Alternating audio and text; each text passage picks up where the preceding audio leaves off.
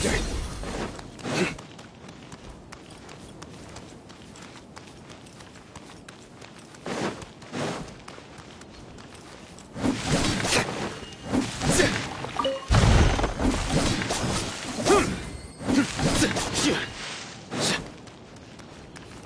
Futile!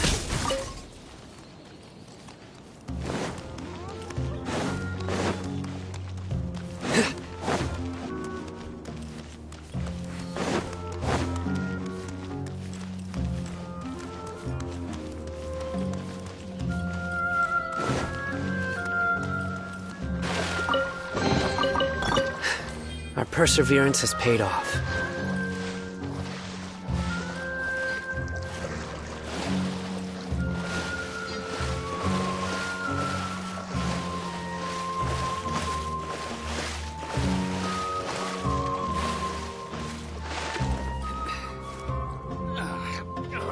My neck hurts from staring at the stars all the time.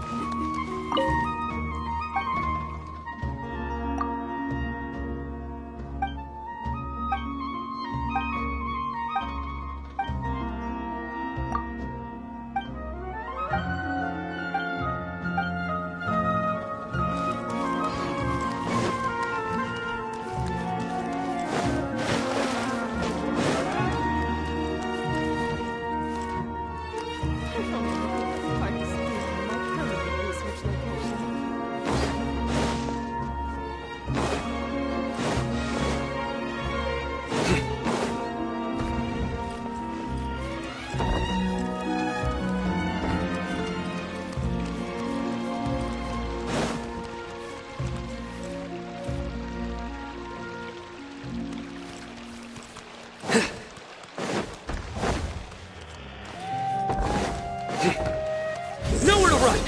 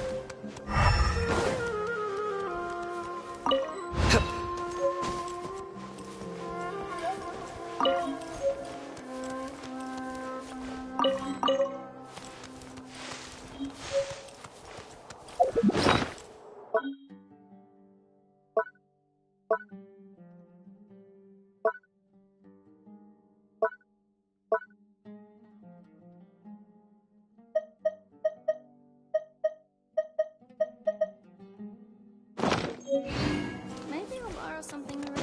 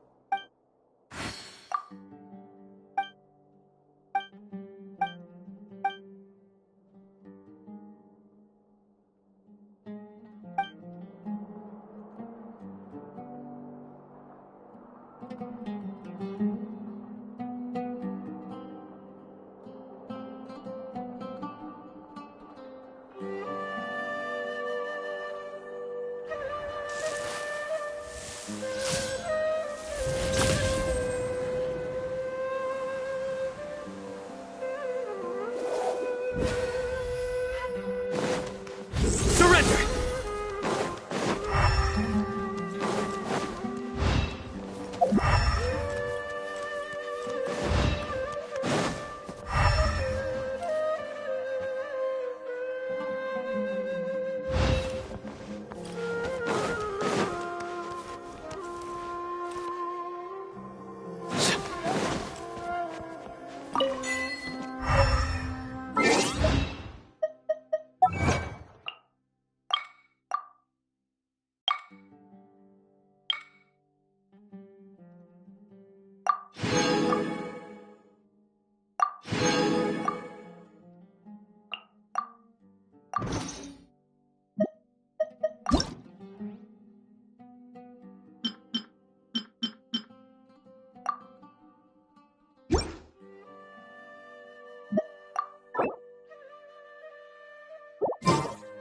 Luck can swing the result.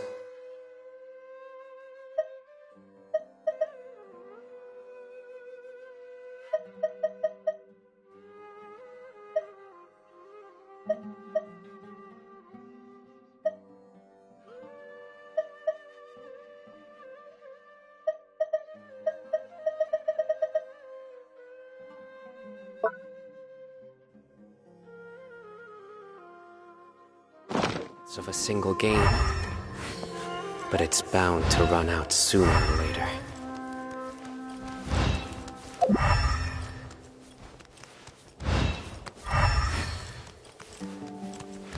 It's getting close to the deadline.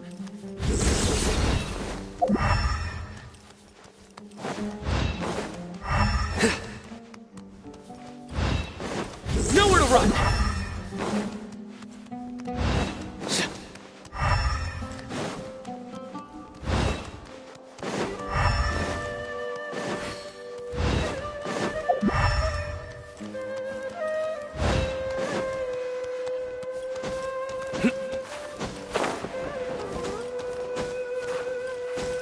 Futile!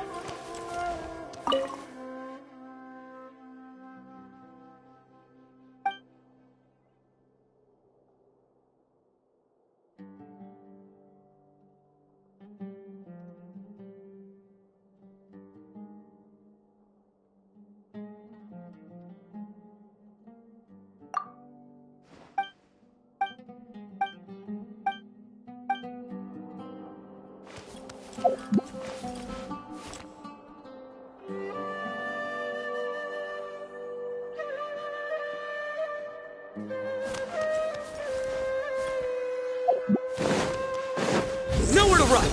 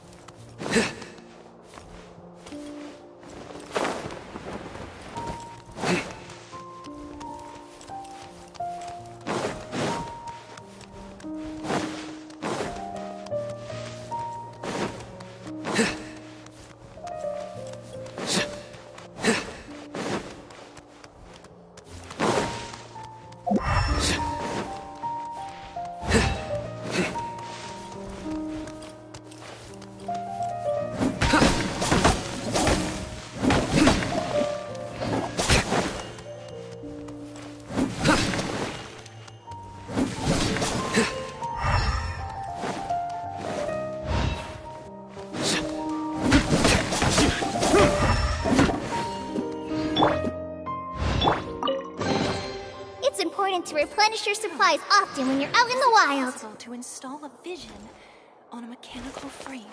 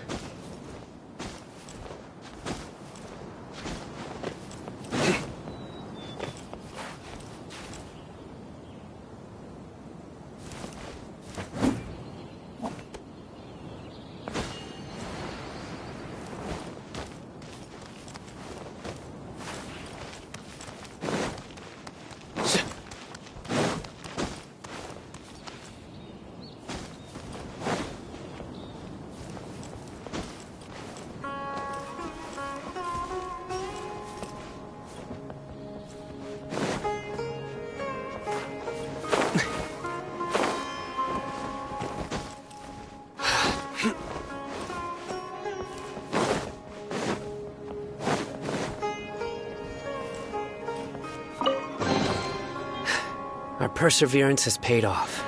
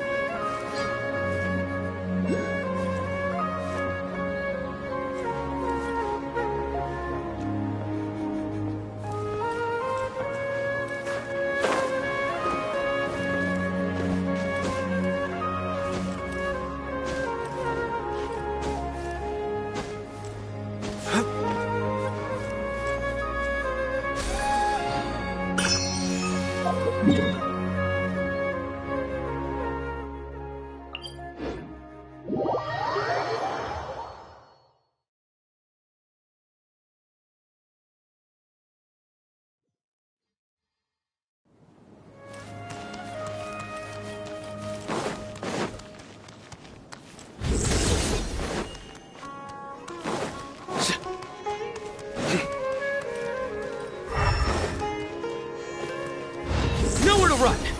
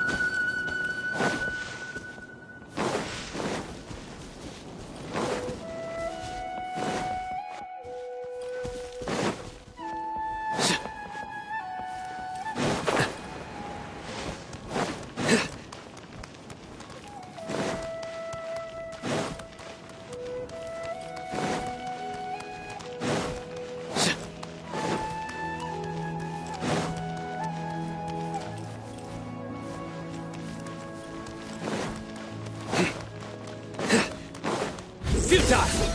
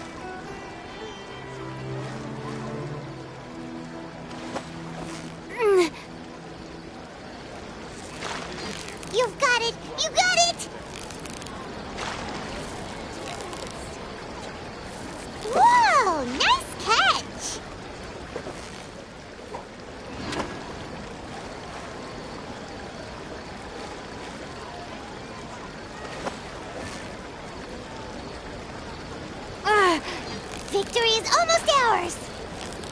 Whew, that was a tough fight!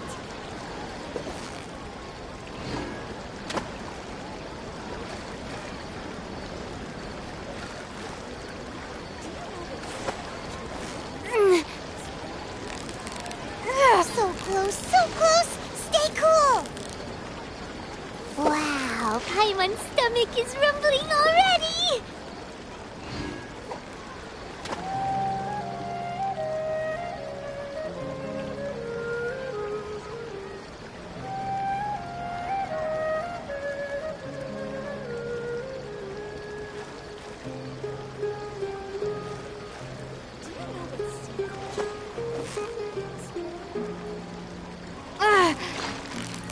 victory is almost ours! Wow, Paimon's stomach is rumbling already!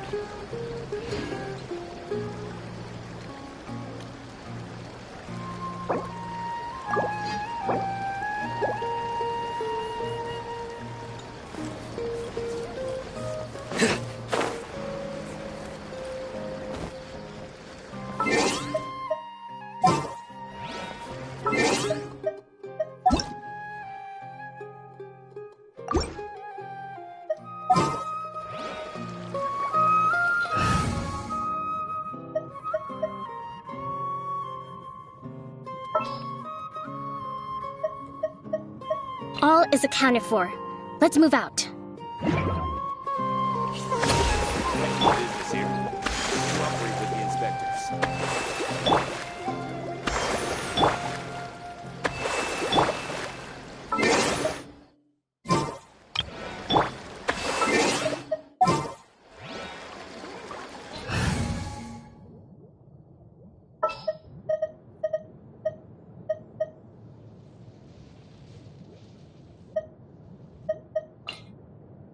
So, what's the deal? Our mission begins.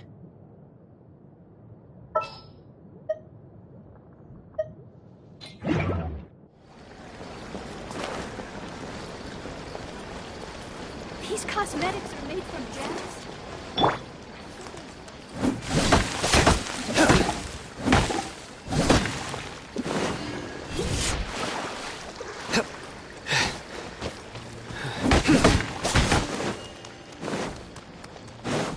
Surrender!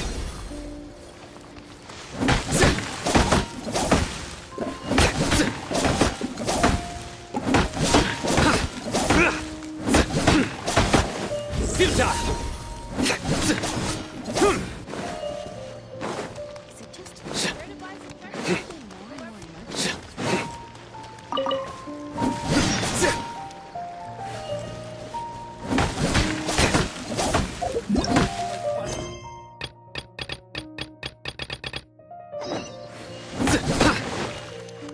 Nowhere to run!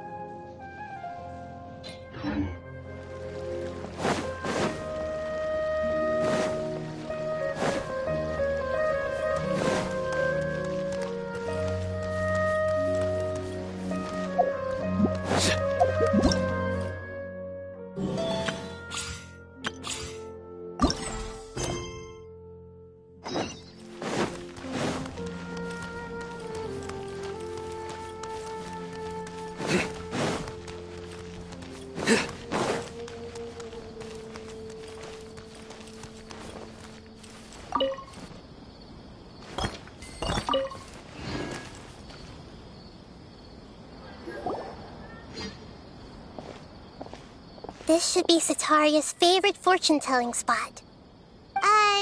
So should we ask the fortune teller about Sataria? No, I already have enough information on Sataria. The most important thing now is for you to pay attention to the vendor's talking style and key characteristics. Talking style and key characteristics? My poor lost lambs. Have you become troubled over your fates? The divine voice of wisdom often echoes between mine ears. If thou be blessed today by the gods, I may be able to show you the way. Huh?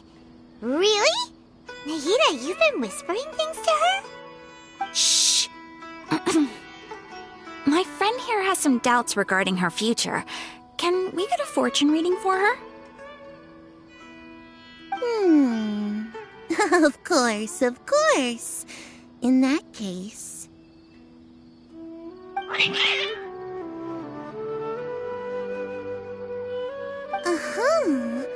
It would seem that Harut and Marut are quite wary of you. Perhaps, at some time in the past, you have somehow offended the gods. Only mocking the god of Animo, questioning the Lord of Geo's financial savviness, and brawling with the god of Electro. Do those count?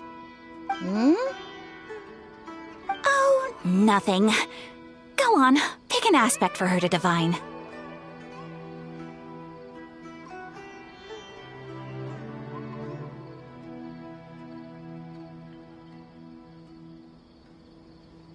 Love prospects? No problem at all.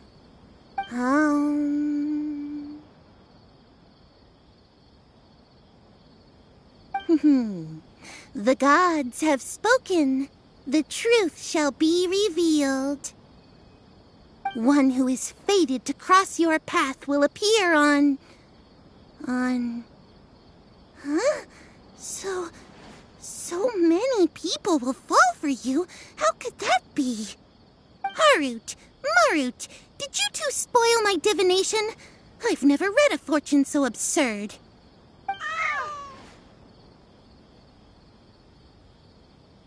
Actually, Paimon thinks this is probably the most accurate fortune-telling you've ever done. I admit that the orientation of today's celestial matrix is, suboptimal. As such, there will be no charge. Is that so? Well, that can't be helped. If you were to bring some food offerings for Harut and Marut on your next visit, perhaps they could help you reverse the wheels of fate.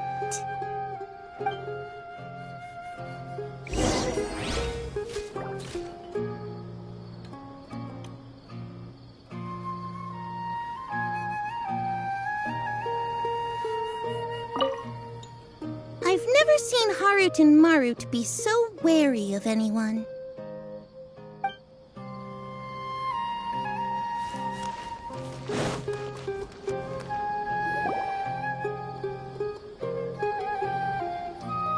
Is this another one of Sataria's favorite stalls? Yep. It belongs to a king. His father helped Sataria a lot when she first moved to Samari City, so she still comes by whenever she has time. When I start talking with him, listen carefully to the details of our conversation. Ah, dear customers! Would you like to look at some pottery? We caught wind of your great craftsmanship, so we specifically came to take a look. Oh, I recognize you. Aren't you Miss Catherine from the Adventurers Guild? Sounds like I'm in for some big business. Speaking of, where did you learn this trade? I suppose you could say it all started with my dad. He's a mason by trade, but I picked up an interest in clay while apprenticing for him. After that, I began making pottery by myself in secret, and I simply changed trades when my works turned out well. Although it's a pity that I'm no longer making much use of the knowledge provided to me by the Akasha. That's nice. You're making a living doing something you love. So is your father still working as a mason? Oh no, not anymore. A few years back, he fell from a roof and broke his leg. Since he had already saved enough Mora over all these years, he's just enjoying the retired life in Port Ormos nowadays. I see. We wish him peace and happiness in his retirement. I'll have someone in charge of logistics at the guild come by another day for some goods. We'll leave you to it. Take care now. No problem. Rest easy, all our goods are sure to meet your every need.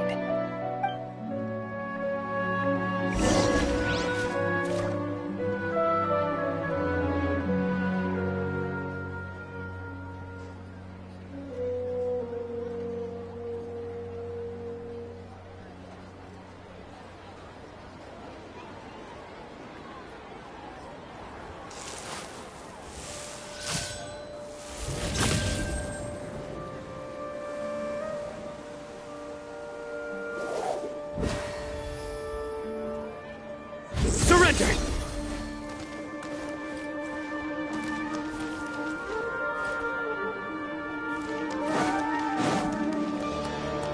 Let's sweeten the deal! Futile! Hi!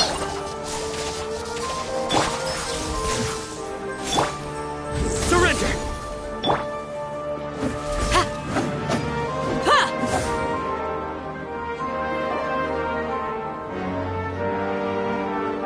This should be our final stop. Sataria's always thinking of this restaurant when she's working at the academia. So she always comes by whenever she's out in the city.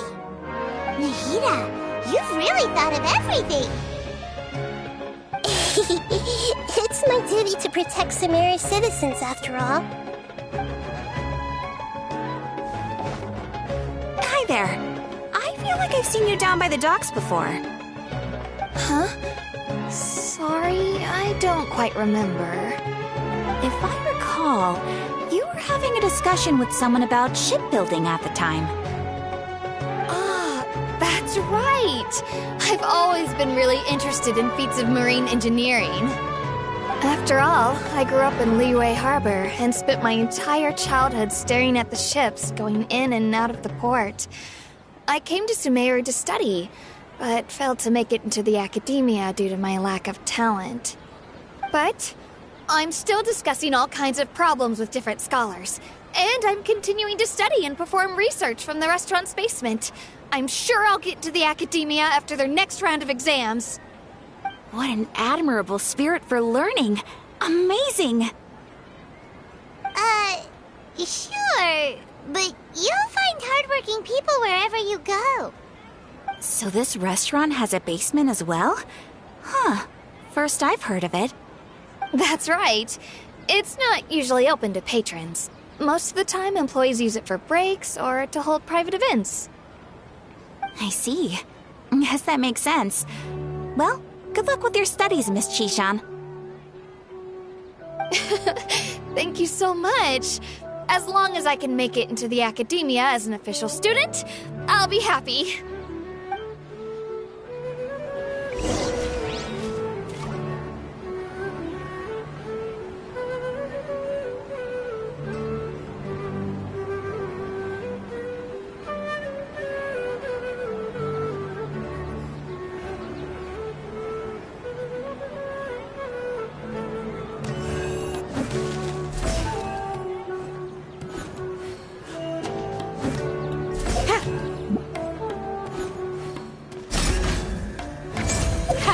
Too easy.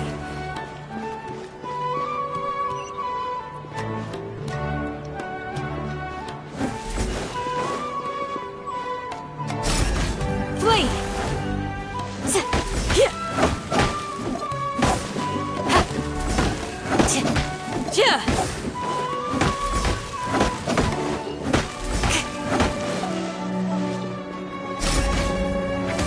You're exposed!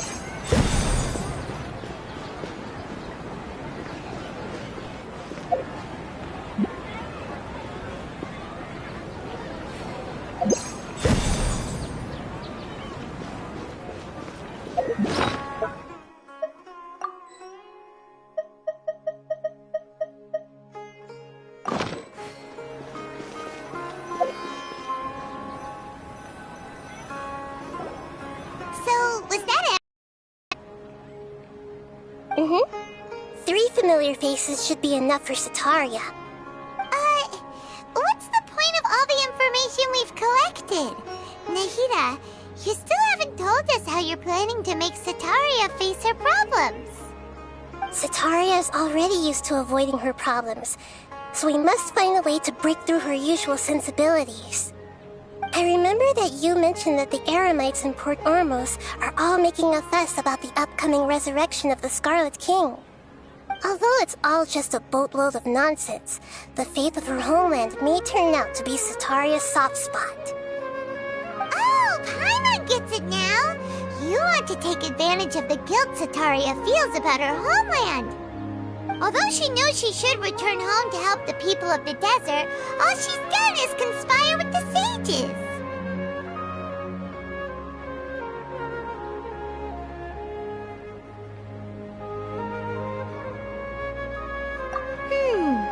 So how do we set that up? Well, the Scarlet King is long gone, and Sataria is also too smart to fall for any simple tricks. If we simply engaged her under the guise of the Scarlet King's believers, she would definitely be wary of us, and we may not get anywhere. But if we were to borrow some of her close acquaintances to talk with her, her reaction would probably be very different. So, you mean you're going to possess those people we just talked to? Yep. Possess them through the Akasha. Imply that they've already converted to the faith of the Scarlet King, and then convey our made-up will of the Scarlet King. As long as everything goes smoothly, we'll get through to Sataria for sure. She'll never guess that we had anything to do with it. Ah, so that's how you're going to use all the info we collected on these people. It's so that you won't slip up and break form. Possessing them will only work if you can manage to pass off as them. Exactly. So, best of luck with impersonating them.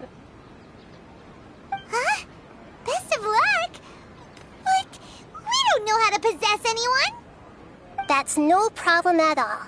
I'll just share all their senses with you once I've possessed them. As long as you're also wearing an Akasha terminal, the effect will basically be as if you've possessed them yourself. Huh. That is pretty convenient. But why does she have to do this? Can't you do it yourself? Although I've been observing humans for a while, I've never been good at imitating them. You're not wrong. It's always been painfully obvious whenever you try to pass as Catherine.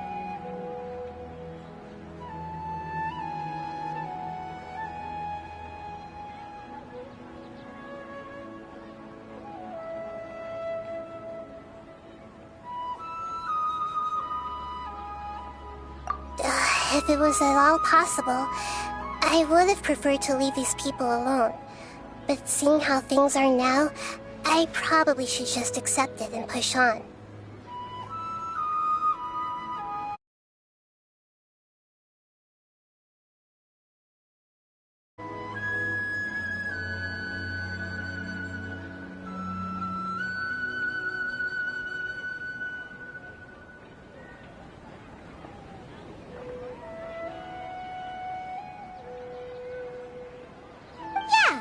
beat yourself up over it. We're only doing this to help everyone, and we'll only be borrowing them for a little while anyway. Alright, then let's give it a go tomorrow afternoon.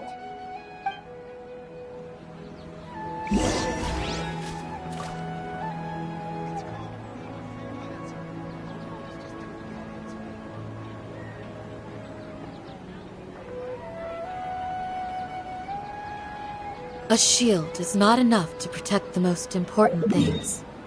That's why I must also wield a spear.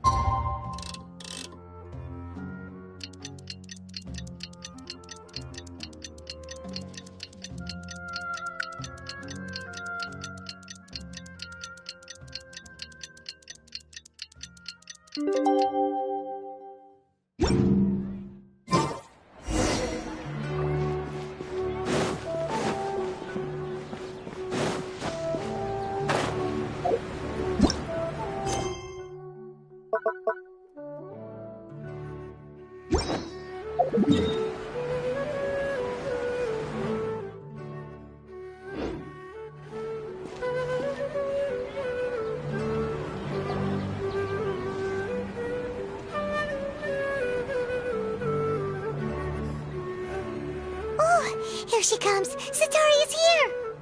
Let's quietly follow her. Once she starts talking to her acquaintances, we'll find a safe spot to begin possessing them.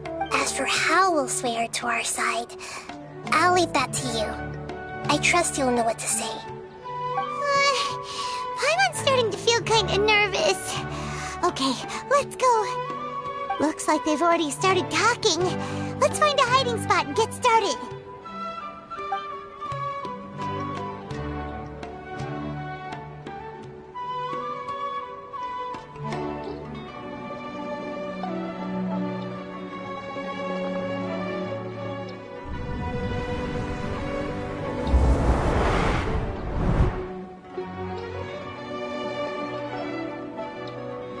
That's right.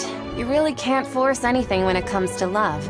And besides, everyone around me has a very different background and outlook. Are you still listening to me, Nabia? Oh, of course I'm listening. You were talking about troubles with your love life, right? I heard everything you said. Okay then. You just seemed a little distracted for a moment there.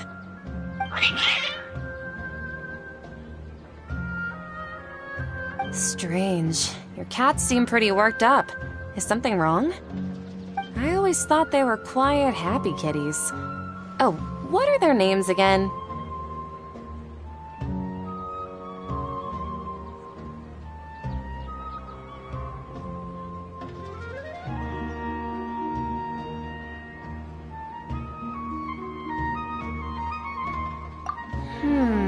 Are you sure?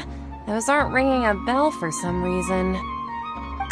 Well, actually they have many names. Which names I use depends on my mood. Huh, I see. I imagine that must be hard for the kitties, too. So, which fortune do you want me to read for you today? You must have come for another echo of the divine voice of wisdom. I'd like to get another reading on my love prospects, but to be perfectly honest with you, I feel like I've been a real mess recently. A mess?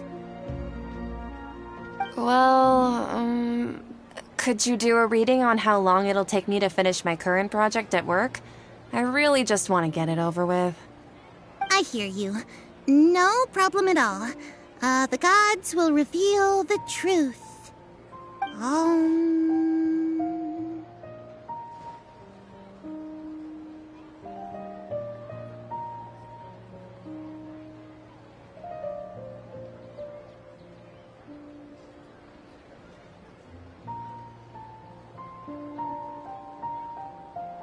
The gods are asking, Setaria, why haven't you gone home? Why haven't I gone home? Do the gods really know everything I've been thinking about? Setaria, why don't you just go home? It's a demand now instead of a question. The gods seem to be truly upset. I'm sorry. I know I failed the gods. Please pass on my most sincere apologies and ask for their divine forgiveness. And if I may ask, Nabia, is there a specific god who's speaking to you right now?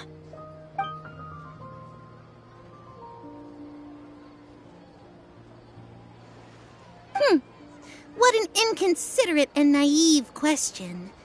The god who is speaking to me is, of course, the wisest and mightiest of all. The Scarlet King. The Scarlet King? No wonder he would make such a demand of me. Oh, wait a second. The Scarlet King passed away a long time ago. Even though news of the Scarlet King's resurrection has been spreading like wildfire, it's all just a misinformation campaign from the academia. How can the Scarlet King still exist in real life?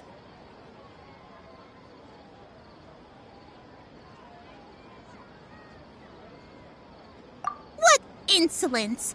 I am the Scarlet King's most loyal believer. Do you wish to refute his voice of wisdom? Oh, no. As a child of the desert, I am only reveling in his power upon learning that his divine glory has touched even this city. I will think very carefully about his demand of me. I'm sorry. I must go now. Wait!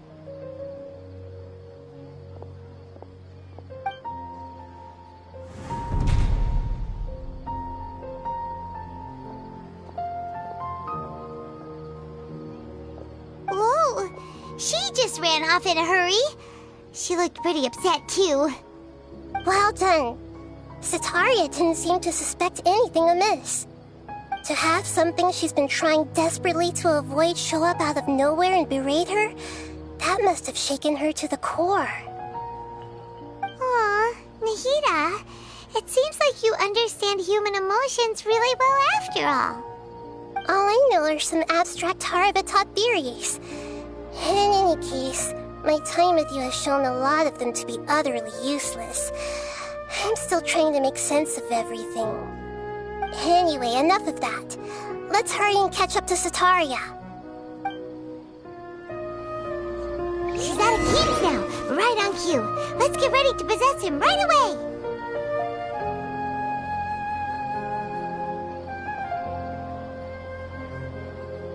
I will always seek to protect the things that are most important, no matter what it takes, even when it looks futile.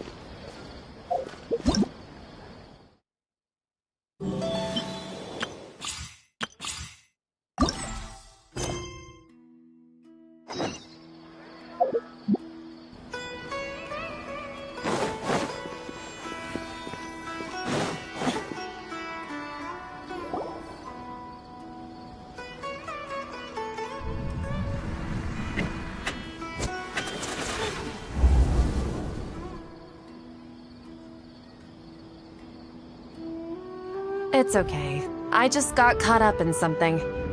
Oh, actually, didn't you ask me to help you look for work? What kind of work were you looking for again?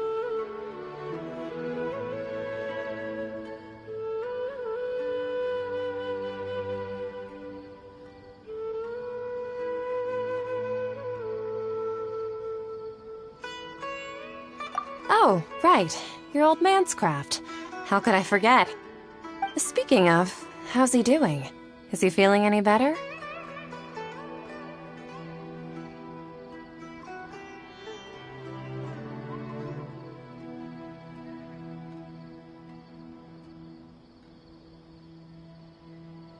Huh?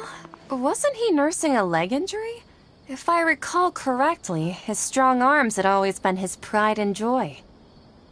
He sprained his arm a while back while trying to show off his strength. I thought you'd heard. Actually, while we're talking about him, is he still living in Port Ormos? Yeah, he's been retired there for a while. If you could find the time, please write him a letter. Please pass on that recently, faith in the Scarlet King has taken root in Port Ormos and has begun to spread across Sumeru. He has a quick temper and has always been a devout follower of the Dendro Archon. I don't want him to get into a fight with those Scarlet King believers because of a difference in beliefs. Oh? So who are you siding with in all of this? The Academia or the Scarlet King? I'm so jealous of you. You were born a child of the desert, yet you chose to betray the Scarlet King, and now you spend all your time with those crooks from the Academia. Akeem, you don't mean you've also become a believer of the Scarlet King? What's so strange about becoming a believer of the wise Scarlet King? In fact, aren't you the strange one? The one who still can't pick a side? Can't pick a side? Me? Whoa! Paimon had no idea you'd be so good at this!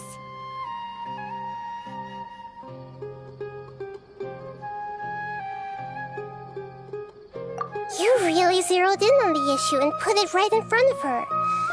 It might feel a bit overwhelming for Sataria. But once everything is over, I'll be sure to pay her a visit to her mind and explain everything. Anyway, let's keep going.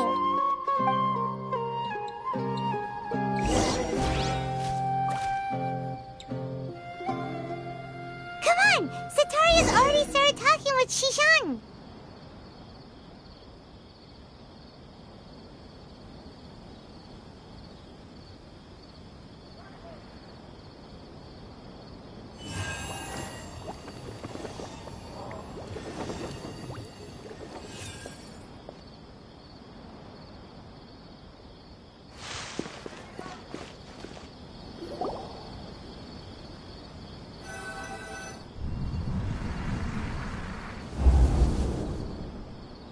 So, Shishan, have you noticed anything weird in the city lately? Like, as if someone was trying to preach to you about something?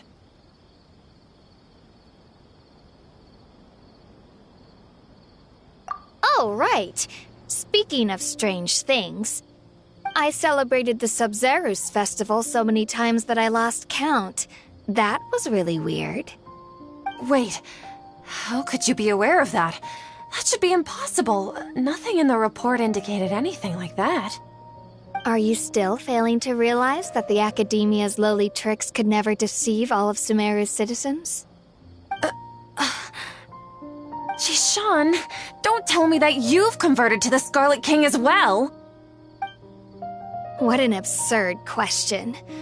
You make it sound like I should be ashamed for becoming a believer of the Scarlet King. In reality, shouldn't you be the one who is ashamed? You, who worked side by side with the Academia and treated people as nothing more than experimental subjects? Please, please stop! Even now, Sataria's still trying to run from her problems.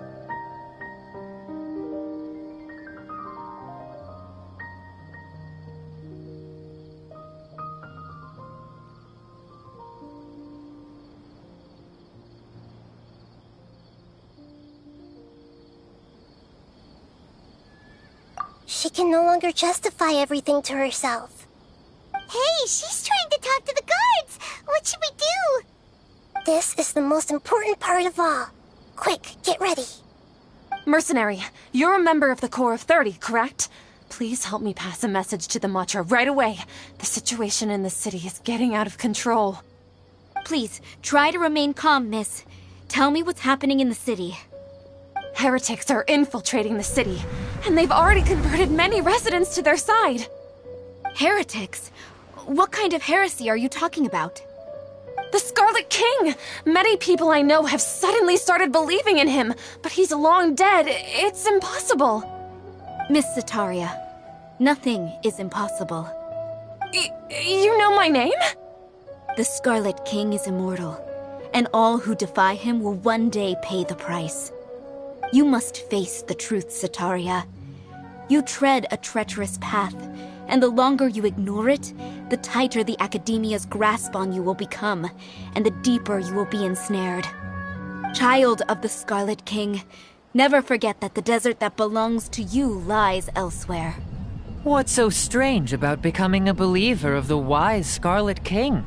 In fact, aren't you the strange one? The one who still can't pick a side? What an absurd question. You make it sound like I should be ashamed for becoming a believer of the Scarlet King. Sataria, why haven't you gone home?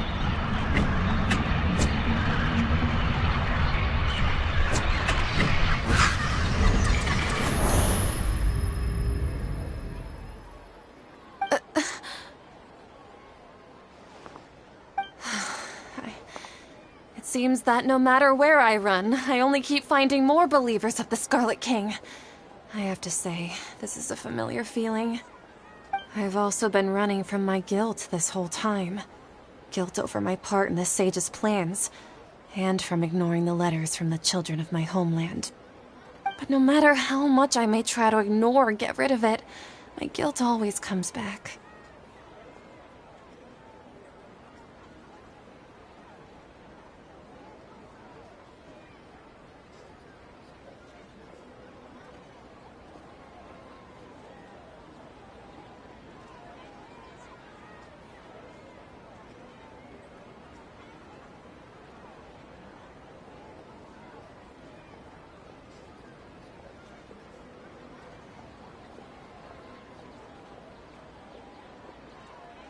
You won't necessarily lose your research opportunities by facing the truth.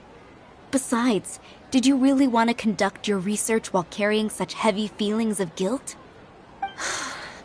How do you know me so well? Are you truly just a believer of the Scarlet King? Or are you the god himself? That's not important. The important thing is to pass judgment on the Academia and its sages, and to correct their mistakes. If you could provide some assistance in this matter, perhaps it could serve as a form of atonement. I've actually never believed in the gods, but I've always believed in serendipity. Your appearance must be a fated opportunity for me to get out of this wretched situation. Please tell me, what can I do for you?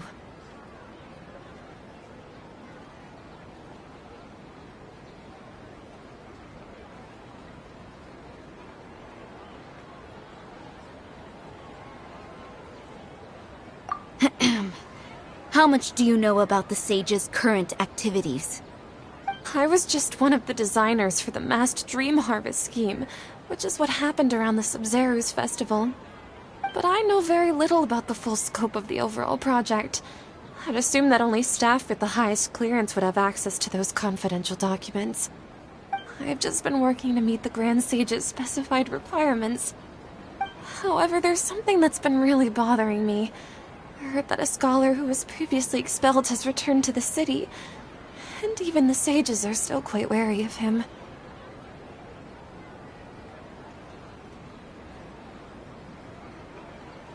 To fight against the Academia, we will need to figure out the nature and the purpose of their work. Is there a way for us to get access to the confidential documents you mentioned? It should be possible if we're willing to take some risks. After all, I'm an assistant to the Grand Sage, and I've been working on many tasks outside of the project. One thing, though. I won't be able to transfer the documents to you through the Akasha once I get my hands on them. The sages have always closely monitored all activities within the Akasha. Let me see... let's use the most primitive method. Send someone to pick up the documents tomorrow evening at the Academia entrance.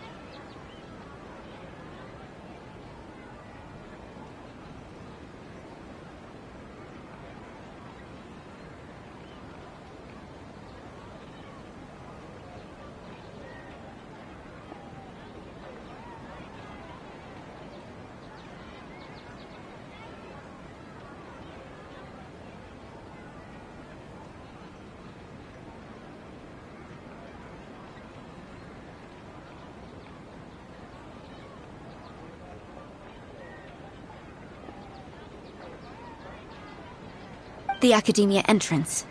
Wouldn't that be too conspicuous? Don't worry about that. I assure you, this won't be a trap. I'm only suggesting this location because it'll draw more scrutiny for me to leave the Academia again.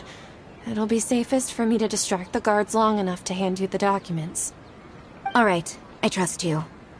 So, if I were to successfully complete this task, would it mean I've atoned for my wrongdoings? That'll depend on the judgment of the Dendro Archon. The Dendro Archon. That's right. Her people are the ones we have endangered. As the God of Wisdom, she's also the one responsible for judging and guiding the scholars. Maybe it's time for me to find a god to believe in. Just as Nahida predicted, we've managed to bring Sataria to our side! The Traveler's execution was ingenious. She's the one who deserves all the praise. Well, now that we've made plans to meet again tomorrow evening, all we can do is pray for Sataria's mission to go off without a hitch. Pray? But if we're going to pray to the gods, aren't we just praying to you? God of Wisdom and Guardian of the Scholars? No. The truth is the true Guardian of Scholars. I've always believed that. Anyway, let's meet again tomorrow evening at the Adventurers Guild.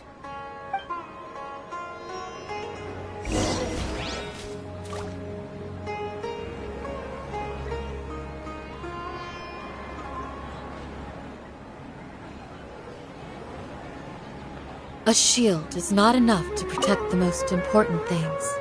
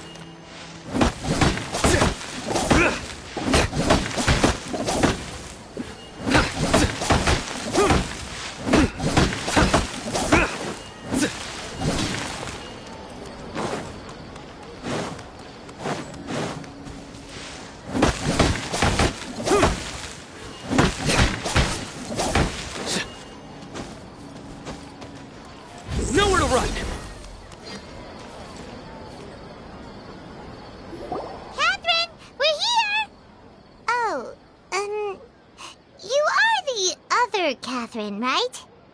That's right. I suppose I'm the other Catherine in your mind. Shh! We're on a secret mission tonight, so we need to protect Catherine's identity. Yep, Paimon's right. We cannot fully rule out the chance that the meetup tonight is just a trap. If something were to happen, my existence may be the only trump card we'll be able to play.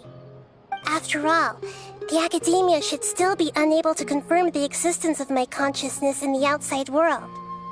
Yep, exactly, just what Paimon was thinking.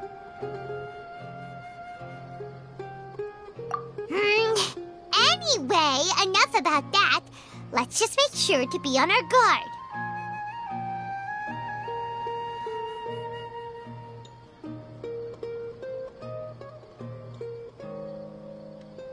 Off?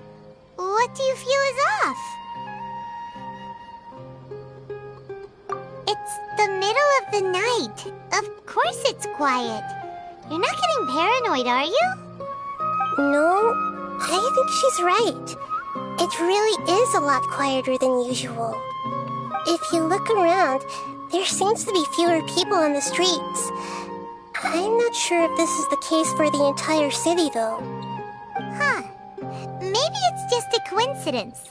Maybe Sataria figured out a way to not only distract the guards, but also to get everyone to go to sleep early, just so we can exchange the documents in peace. I also can't quite figure out why things feel a little off. But now that we're here, let's go ahead and meet her as we planned. Well, regardless, as long as you're here with us, Paimon feels a little safer.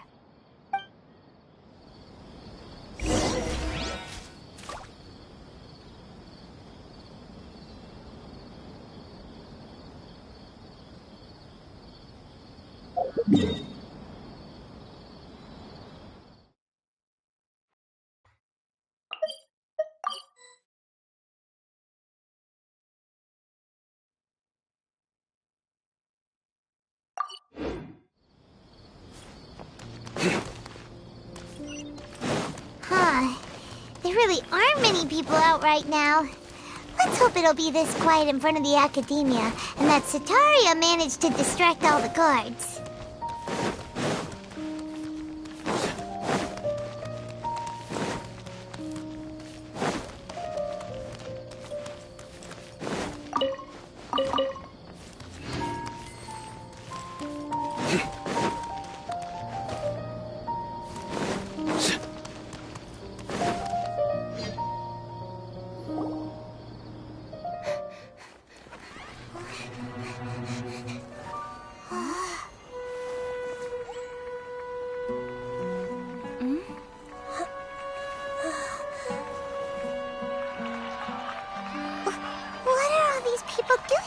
at this hour of the night? Ah, the triumphant hero returns at last.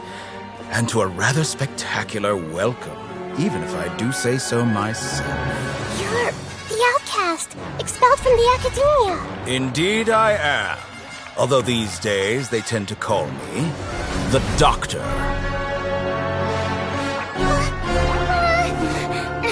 If you're looking for your researcher friend, she has already been taken into confinement. With some basic caution, she could have discovered the listening device on her person. Clearly, she lacks the degree of rigor expected of a true scholar.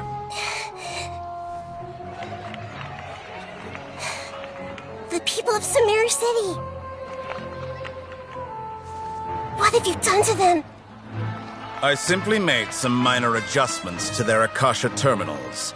Now they can deposit information directly into the subconscious. As you can see, all these lovely people now believe this traveler is a hero who has just saved the world. My experiment is a success. And now it seems they can no longer hold back their sheer adoration. No, what should we do? These are all just regular people. Leave now. You need to get out of here. But that guy's a Fatui Harbinger! We can't just leave you here! Nor can I abandon the people of Sumeru!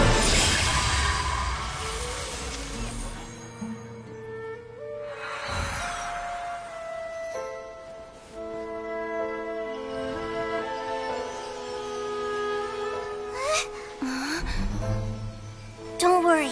We'll meet again outside of the city.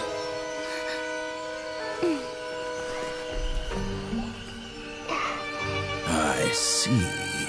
You appear to have overridden their mental faculties with your own consciousness.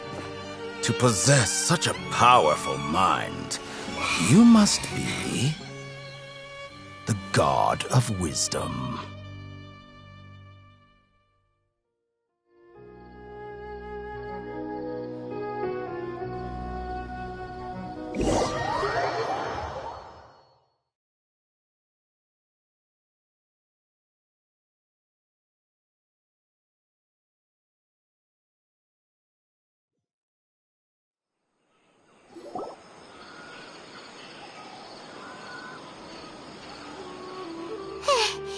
This should be far enough.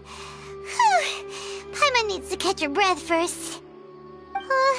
Is the Hida going to be okay? We only made it out because of her.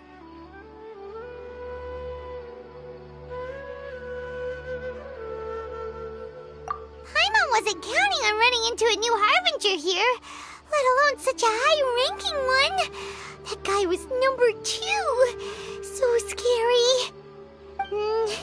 He called himself the Doctor. Remember, Tainari told us about him.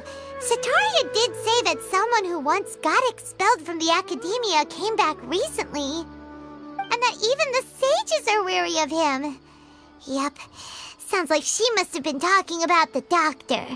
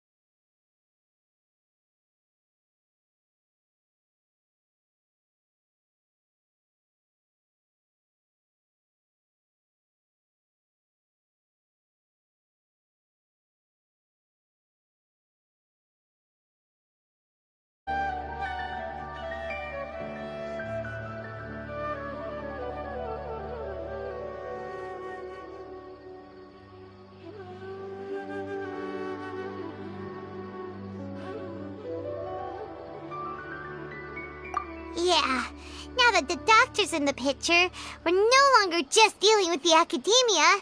They're in cahoots with the Fatui. But what are the Fatui after this time? Another diagnosis?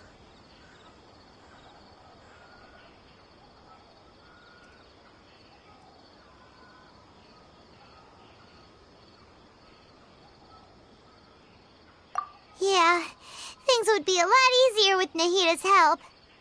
Nahita said we'll meet again outside of the city, but we can't just keep waiting around, right?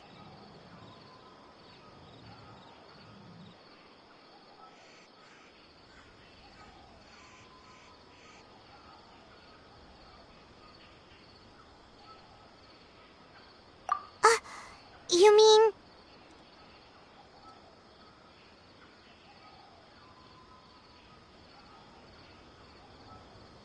Oh, right! Wasn't he invited by the sages to work on some project when we were staying with him in the Avidia forest? That has to be the same project! Even though he turned it down at the time, he might still know something.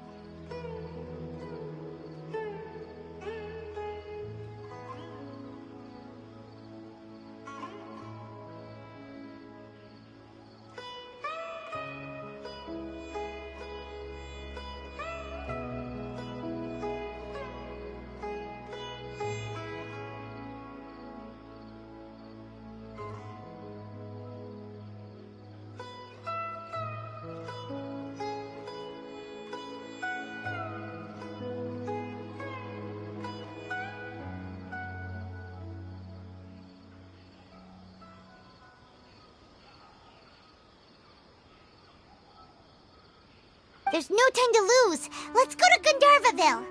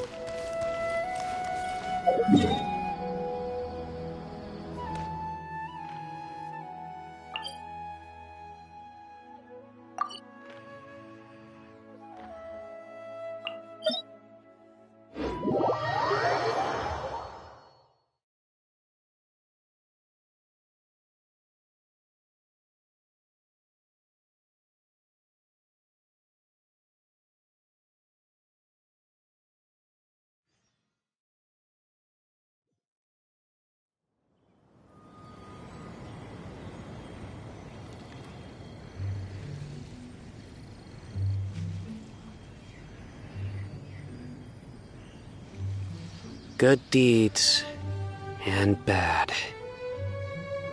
In the end, all will be placed upon the scales.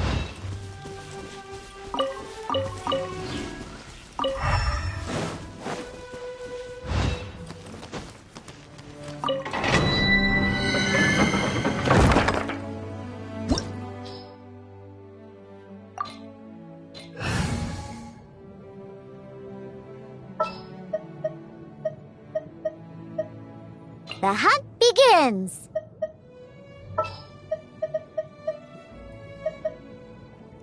A pleasure to be working with you.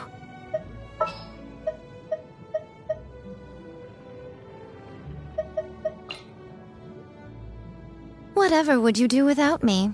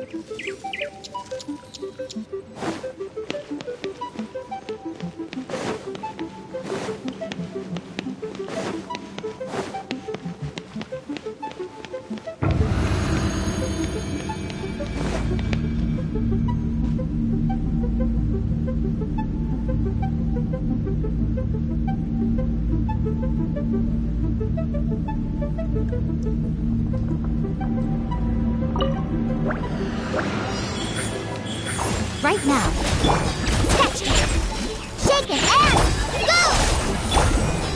My apologies!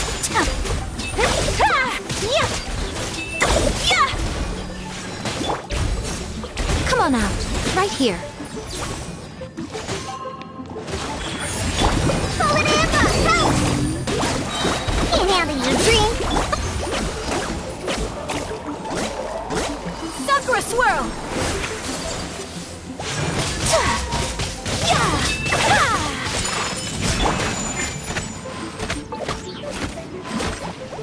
Emerge.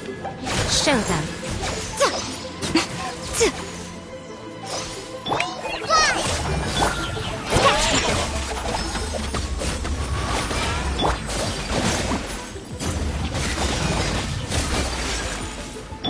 I'm always watching. Try this off, Luna! Whirling snow!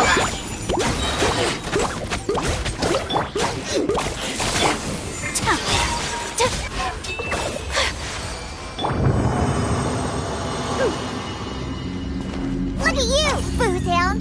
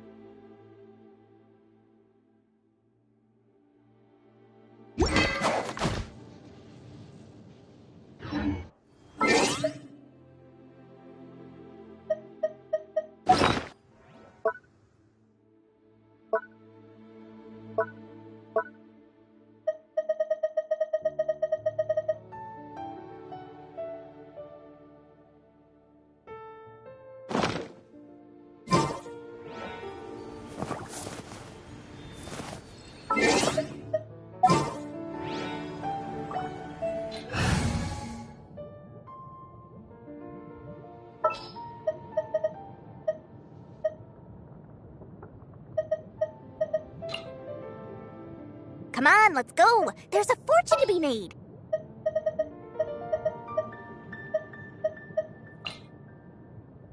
What's wrong?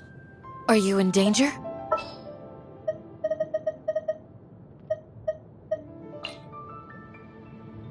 Who's our next target?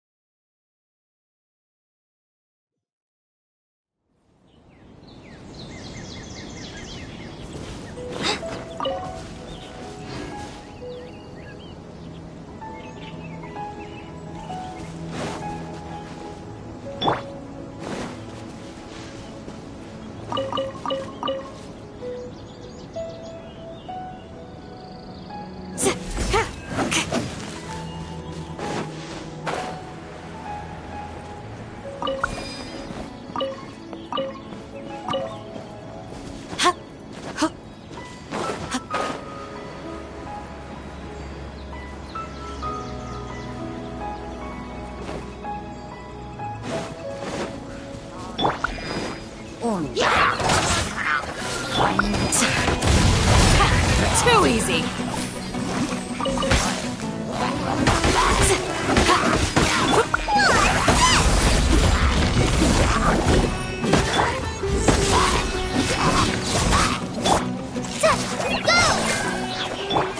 Do your worst.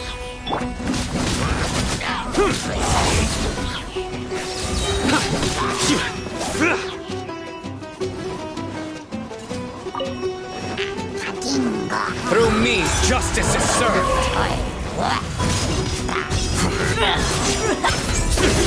Your penance is due! You stand condemned! Guilty! You stand condemned!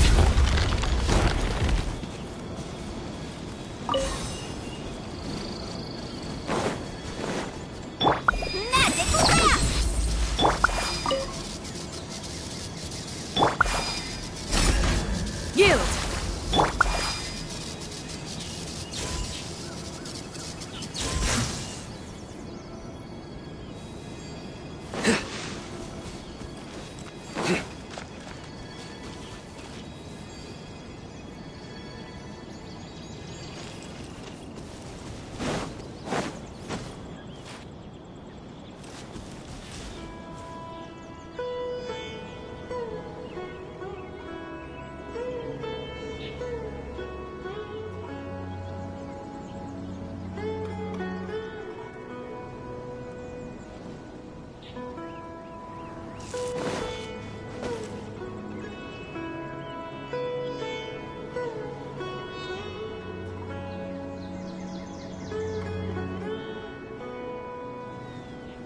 Luck can swing the results of a single game, but it's bound to run out sooner or later.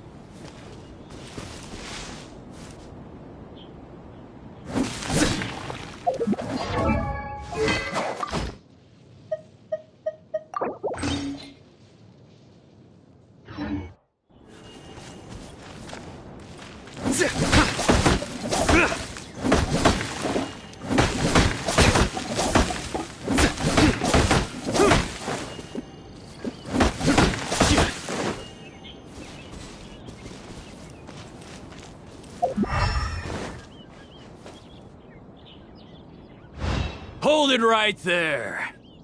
A blonde-haired traveler and a floating fairy. We've got you, all right. Take a look around. You've fallen right into our trap. Are you mercenaries from the Corps of 30? Did you come here to arrest us?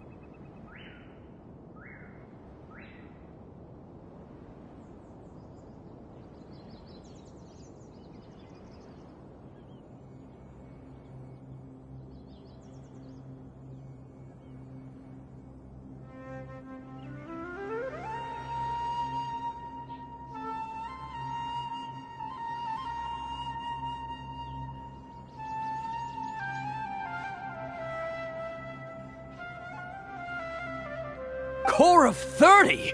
We're nothing like those government lapdogs who don't even get scraps for their work. We are an elite brigade that commands the highest commission rate in all of Sumeru. We're here on the orders of a client known only as the Outcast. The Outcast? An outcast from the academia? But why wouldn't the doctor just send the Fatui after us?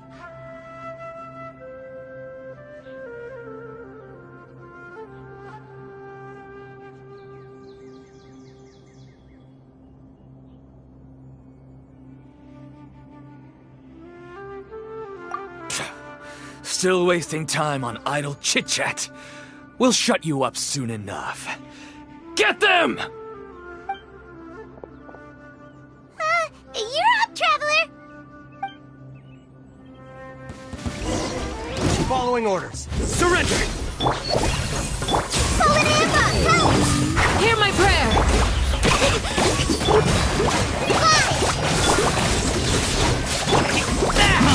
Pin them down!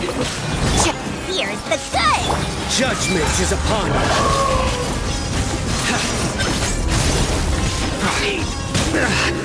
Well, guilty! Your penance is due! That's close enough. New punch.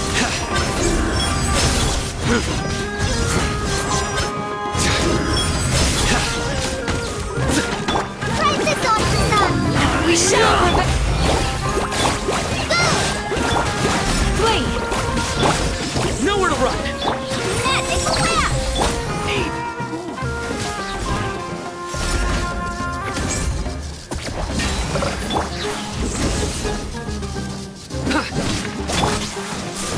Hi!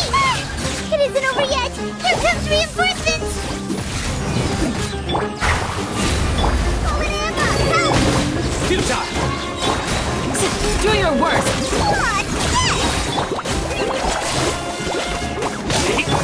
Surrender! Let's sweeten the deep! Yield! Grant us your blessing! Try this on your side! Go! Nowhere to run!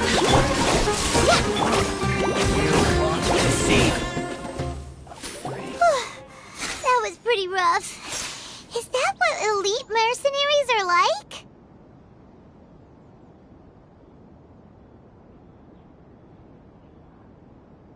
Yeah, looks like we'll have to keep our guards up. But this doctor guy seems like a pretty tough opponent. He knew exactly where to set up an ambush. Did he predict that we would try to find Kainari? Going up against smart people is tough. Anyway, let's keep going.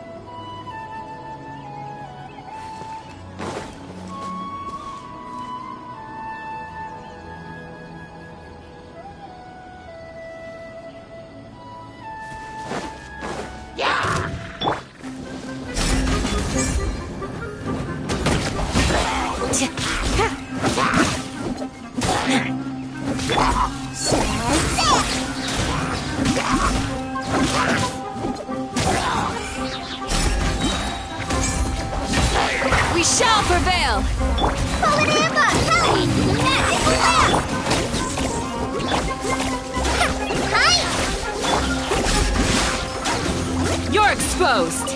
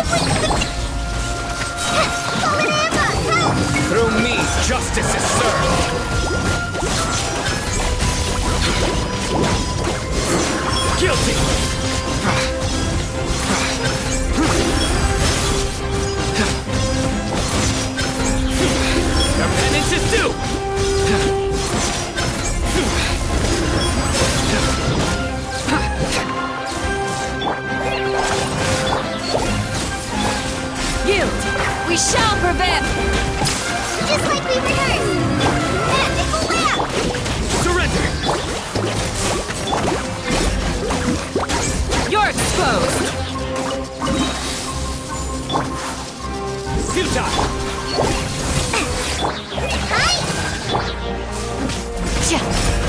Doing your worst!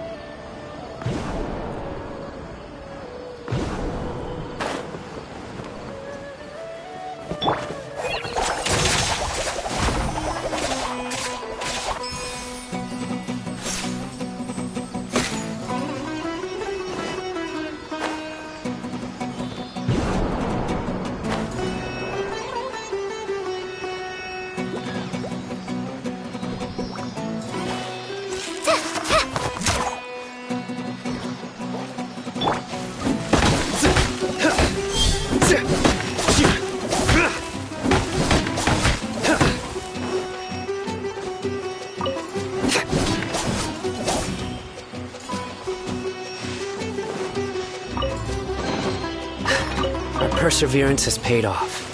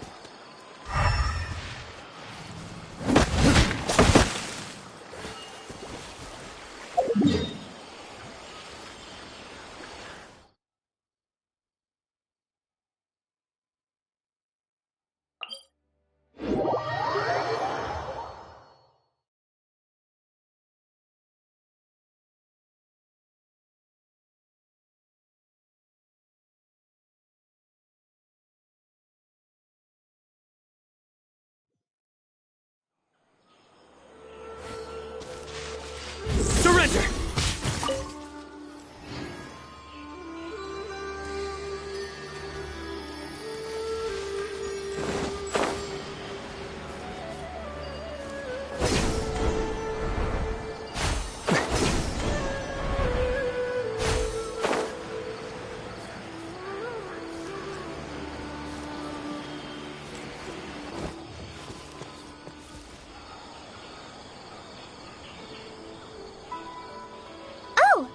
Traveler and Paimon! What are you two doing back here? Kale! It's nice to see you again! Are you doing alright? To be honest, I'm not doing too well. My Elazar has been progressing at a faster rate lately. I'm finding it harder to complete more intricate tasks. As a result, Master Tighnari is taking me off the patrol schedule. He will only allow me to stay here and coordinate other people's tasks. Oh, Kale!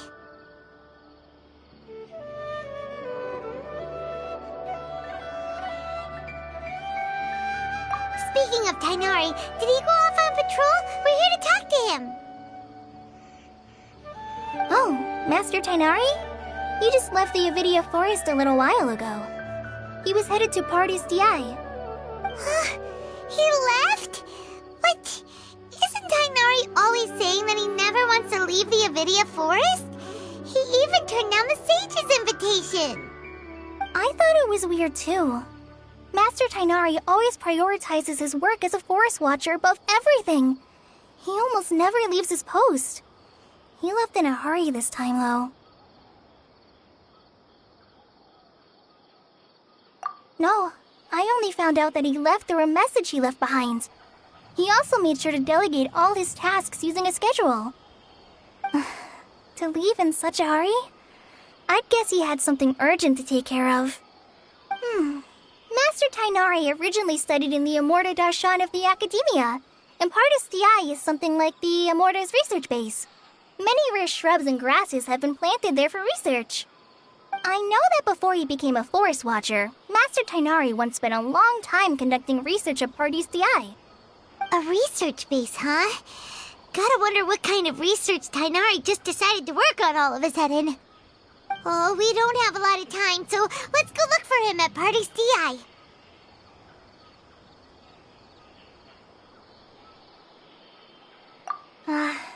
Don't worry. I'm fine. I'm used to living with Elazar by now. If you run into Master Tighnari, please send him my regards. Got it. Will do. See you later, Kale.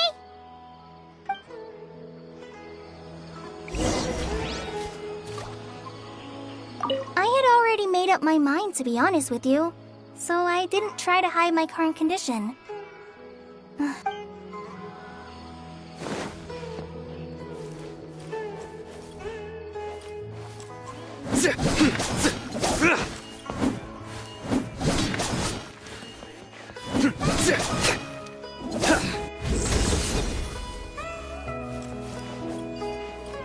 I had already made up my mind, to be honest with you, so I didn't try to hide my current condition. Don't worry about me. I'll be fine.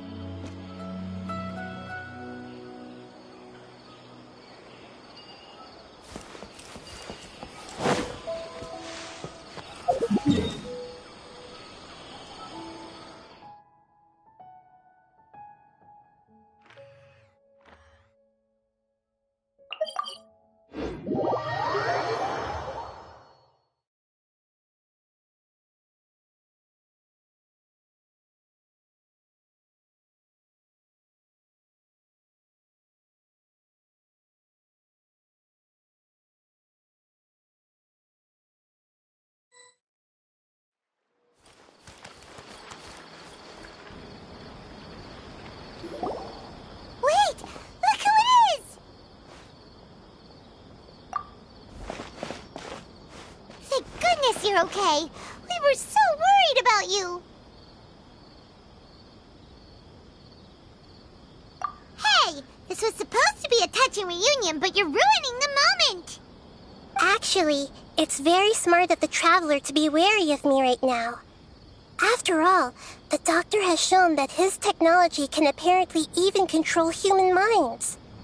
Plus, it's not like you could have known what happened after we split up and I was facing the Doctor by myself. Even a pool of stagnant water after a torrential storm can occasionally pass as a patch of sky. Paimon feels like only the real Nahida could come up with such an obscure analogy. Huh? But I wasn't trying to win your trust or anything. All I wanted was to clarify my point. Well, we understand that point now. Please, Nahida, tell us more about what happened. Are those poor people all right? When you left, I was still in the middle of restoring everyone's minds. Thankfully, when the Doctor mentioned depositing information into the subconscious, he didn't mean engraving information into their minds. Instead, he did something closer to creating hallucinations. That was still within my power to fix. Luckily, I managed to finish my restorations and mind jump away from him just as he was about to capture me. Whew. What a relief. The Doctor sure pulled out some hidden cards, but good thing we had Nahida with us. I wouldn't be relieved just yet. I gave away my true identity when I restored everyone's minds, which means we've lost another one of our trump cards. Also, the Doctor is already an expert at modifying Akasha terminals. Maybe it's only a matter of time until he captures my consciousness inside the Akasha. Would that mean you'd no longer be able to jump between minds? Then how do we stop him? He's still at the Academia, so it's possible he already started messing with the Akasha.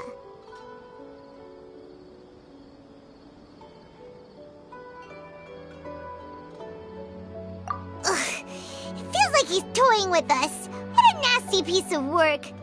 Plus, the Doctor's combat ability alone is apparently enough to make him worthy of being number 2 of the Fatui. We shouldn't give up hope just yet. Let's try to find another way to attack this problem. Actually, Nahida, how did you know we were trying to get to Party's DI? Have you been waiting for us? Yes, I have. I can see the Traveler's elemental energy, so I deduced your destination by looking at the direction you were moving in. You didn't come here for sightseeing, right? Did you find any leads?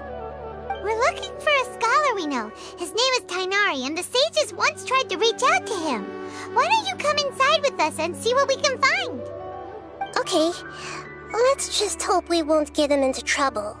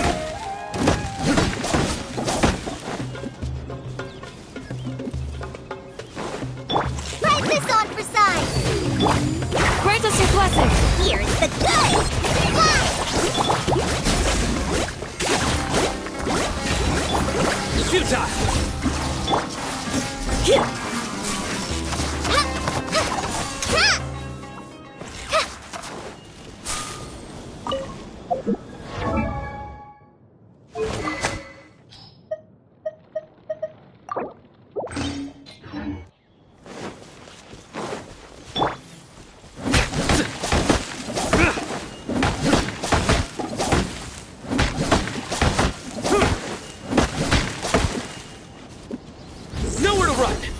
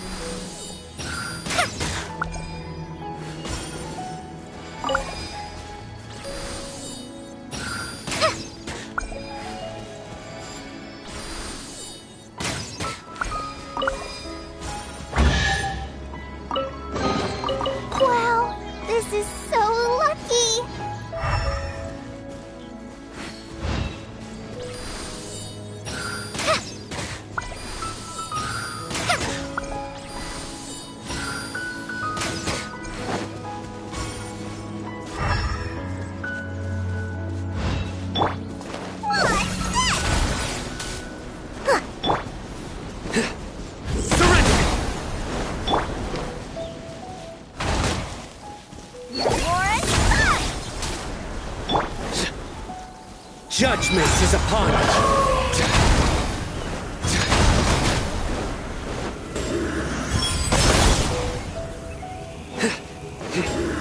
Guilty!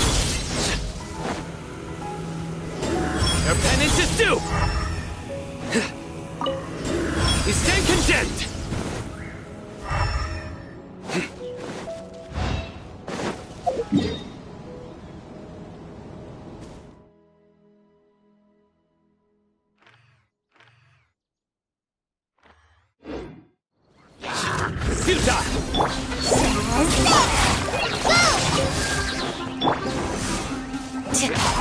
Hear my prayer! Fallen Amber! Help!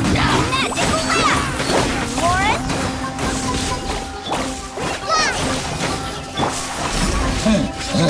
Pin them down!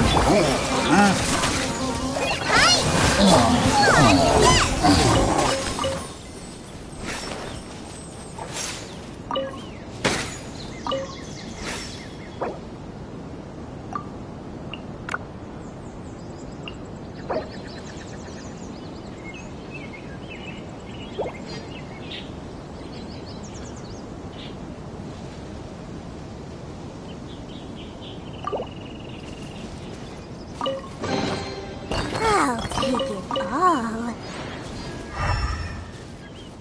Warren's mine!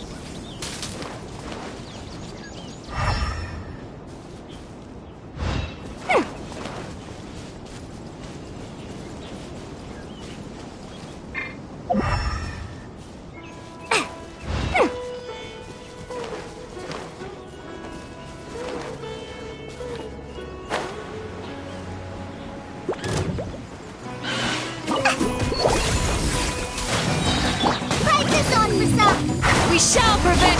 Here's the good! Nowhere to... Fly! Hi! What's this? Just like we rehearsed!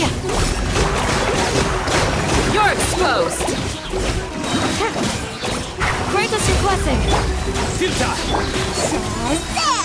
Let's sweeten the deal!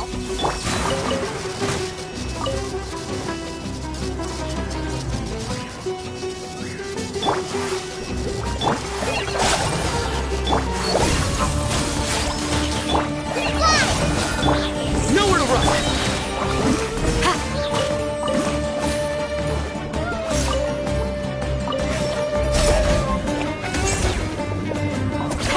Too easy!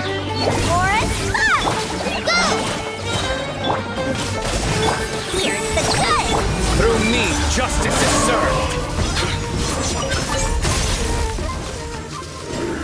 Your penance is due!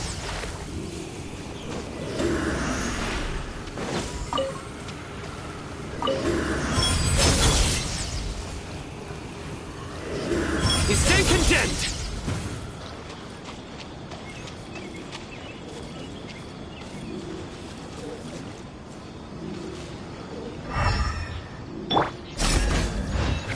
Pin them down!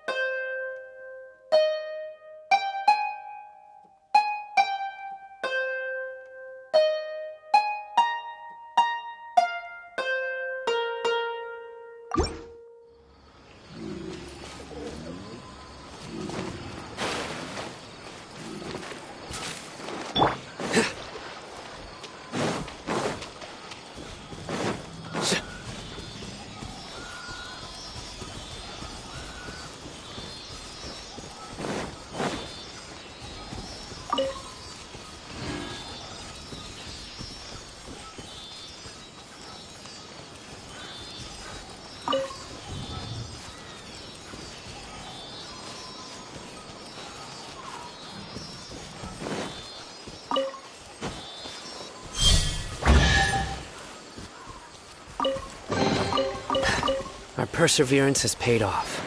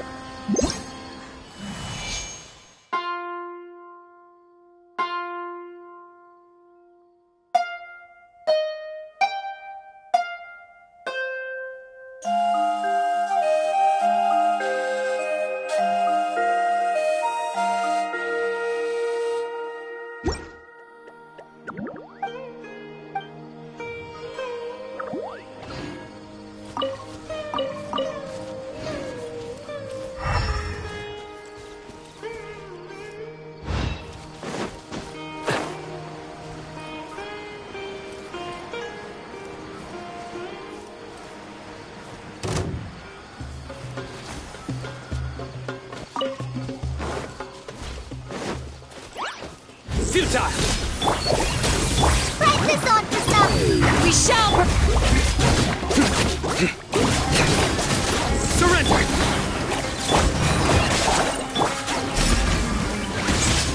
You're exposed! Fly! More and fun!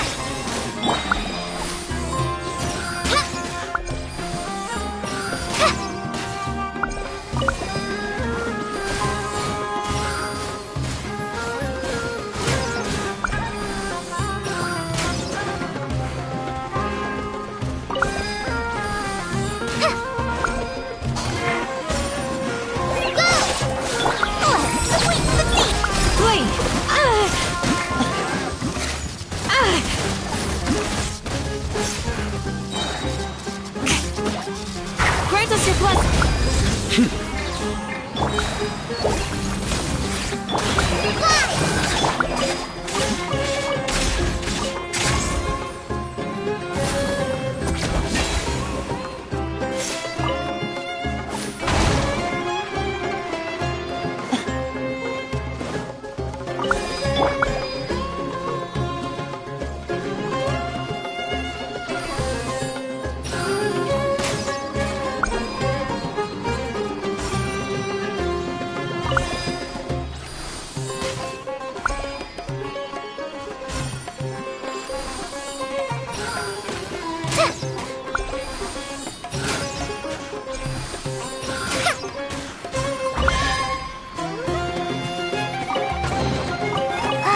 Glad there weren't any poisonous mushrooms inside.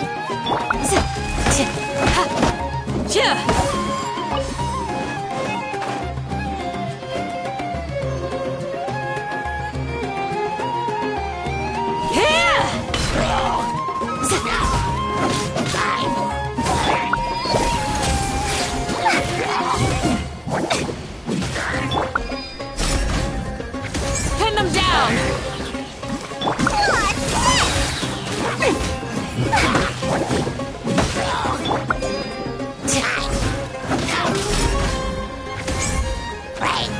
You're exposed!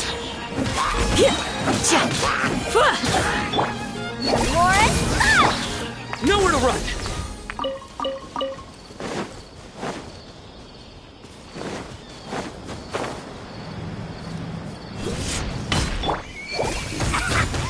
That's a deal breaker!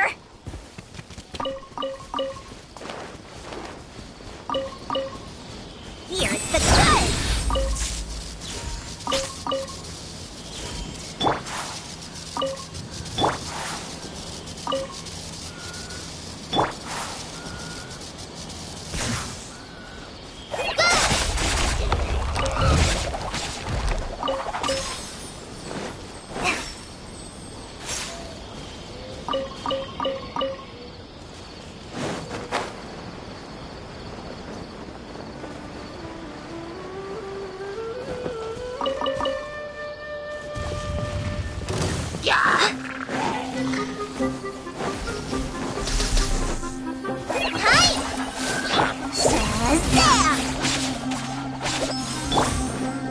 Yield!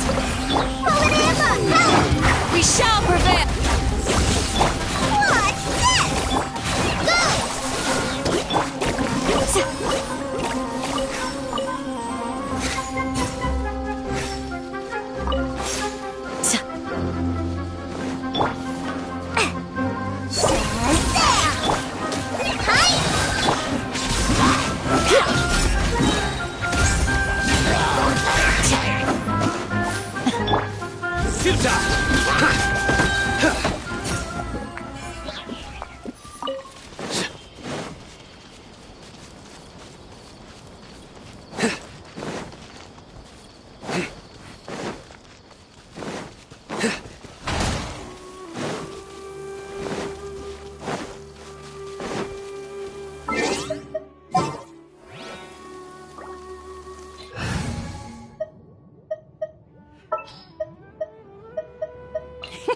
Let's go out and play!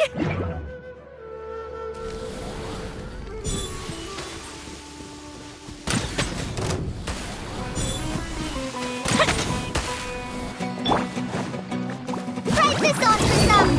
Try this with what? Let's Blade! fly!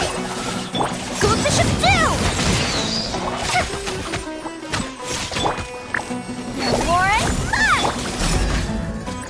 Pin them down! Cha! Cha!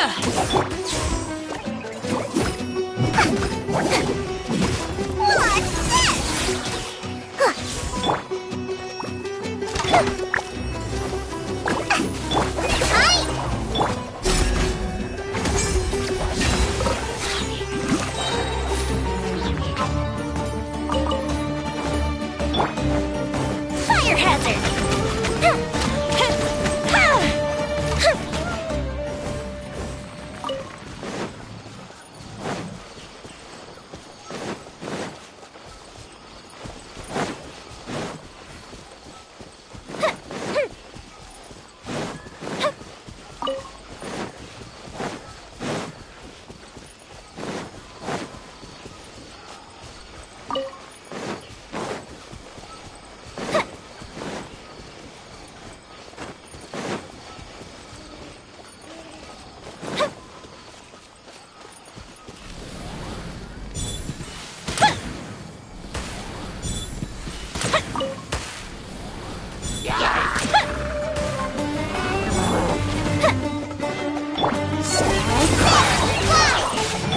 We shall prevail!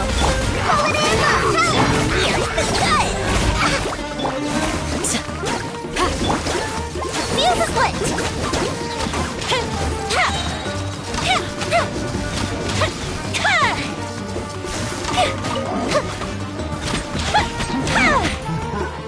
Here come the fireworks!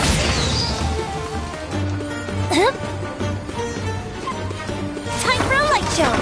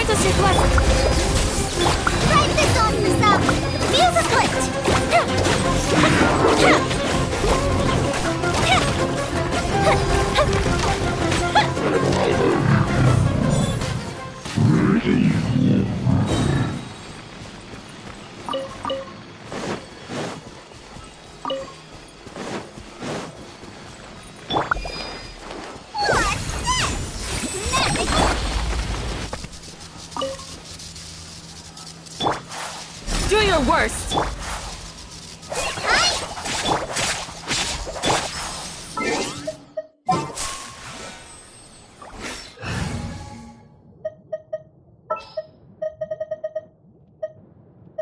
Our mission begins.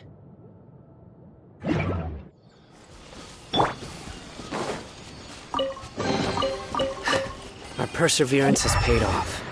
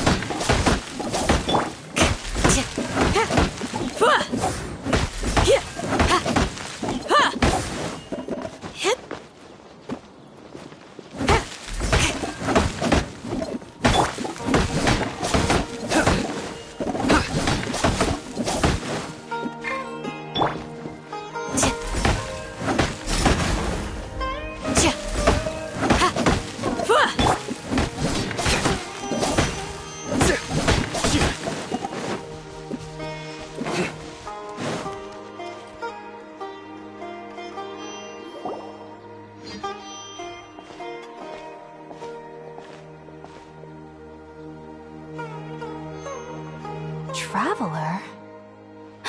It is you! Ah!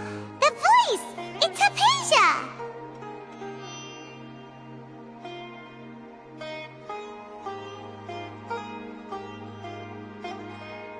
Ah, what a pleasant surprise! It's so nice to see the two of you again. Who's this? She's a scholar we met in the Avidia Forest. When we last saw each other, she was still training in the... what's it called? Satyavada life? Oh, I see. That's right, we're old friends. You've come at just the right time. Ever since I've come here, hardly anyone has even talked to me. Hypatia, you're way too excited about this. Actually, for you to leave the Avidia Forest means... you're not in training anymore? Wait, no. Did you already finish your training and reach Pariporna life?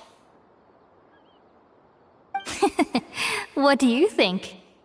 My consciousness has already managed to make contact with the divine. You did it! Congratulations! It's so exhilarating to share this sublime joy with others at long last! When my consciousness made contact with the gods, what a supreme and unparalleled experience that was! That sounds incredible! Oh, all right. Actually, please wait. I haven't forgotten my promise to you. Remember? I promised to help you understand what you saw from Irminsul once I gained deeper insights. My current self has not only gained true insight, but I can even help you establish a direct connection to the consciousness of the divine. You can do that?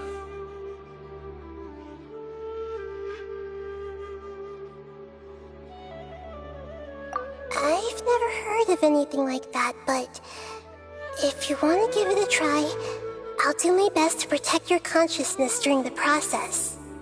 Hold on. I brought some spirit borneo with me.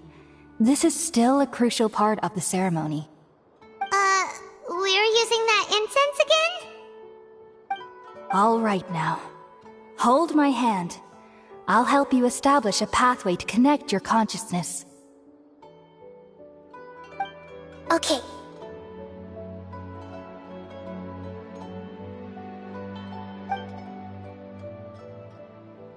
Ready?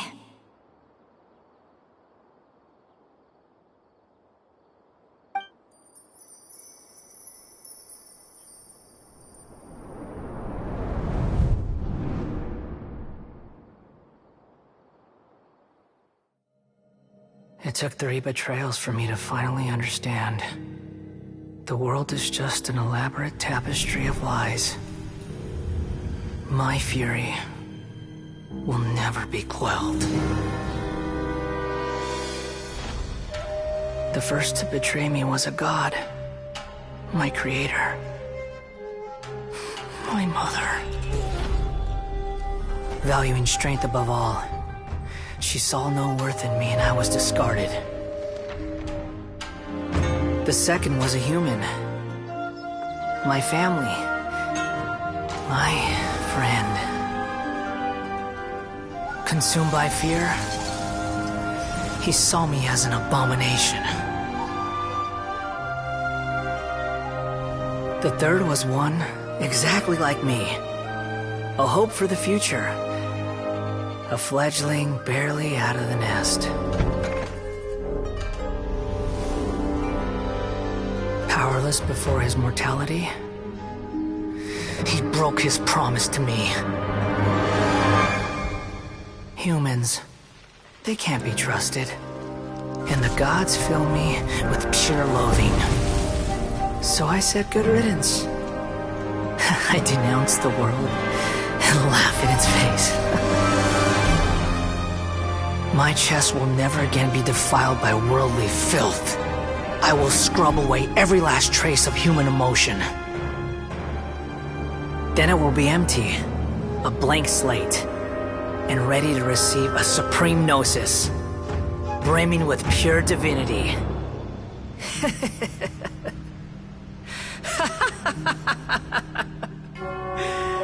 There is no need to fear. The pain will be brief. Your era is coming to an end.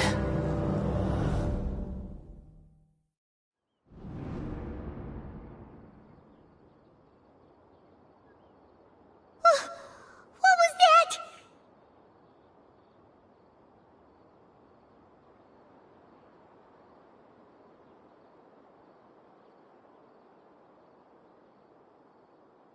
Did we actually just see the Baladier's memories?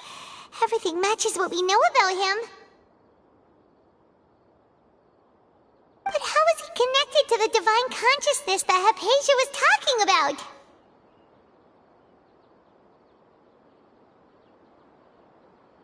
You saw it, right? You felt it, right? Such a majestic god! Such a noble will! Such sublime emotion!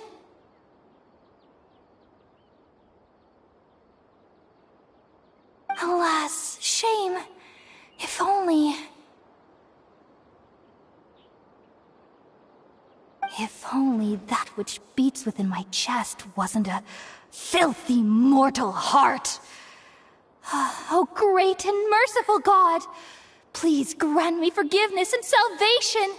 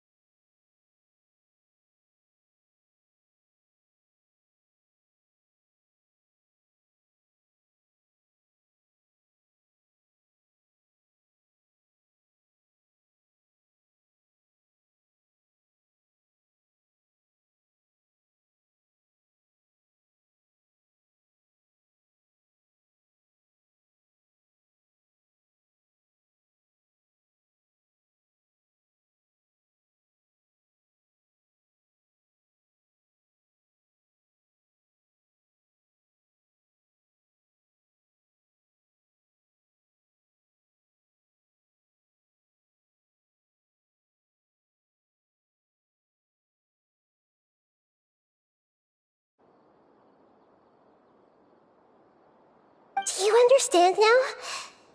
I'm afraid this is no Puripurna life, but rather...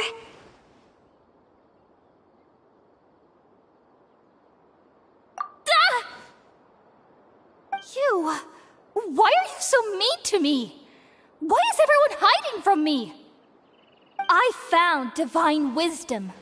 Shouldn't I receive praise and honor? Haven't I uncovered that light in the darkness? Hypatia?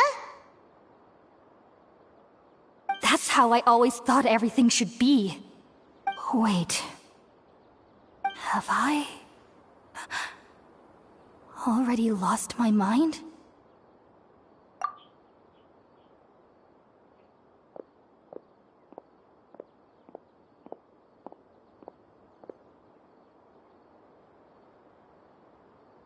Wait, something isn't right!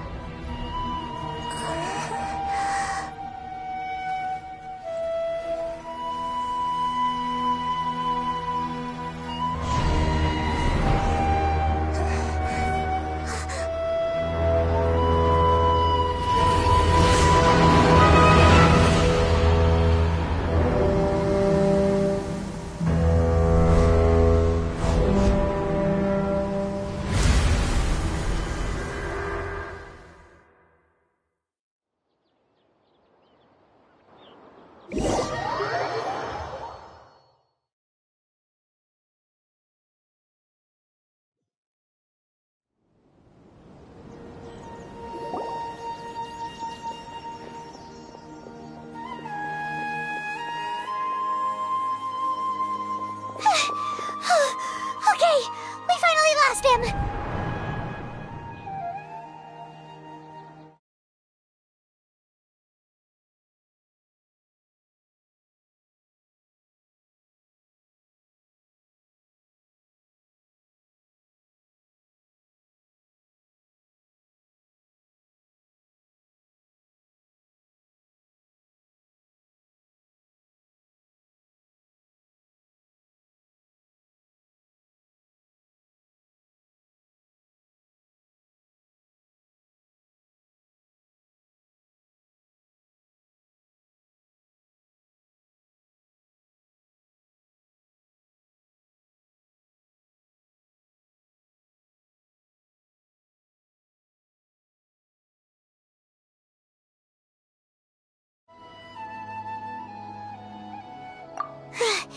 Are you okay, Nahida?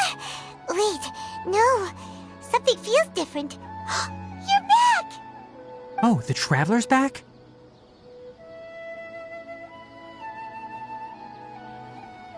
Nahida was controlling your body for a while. It seemed like she jumped over to you as an emergency measure right before the Catherine puppet was destroyed. After that, Kainari heard the commotion and came over. He helped us defeat the mercenaries and then he ran with us all the way here.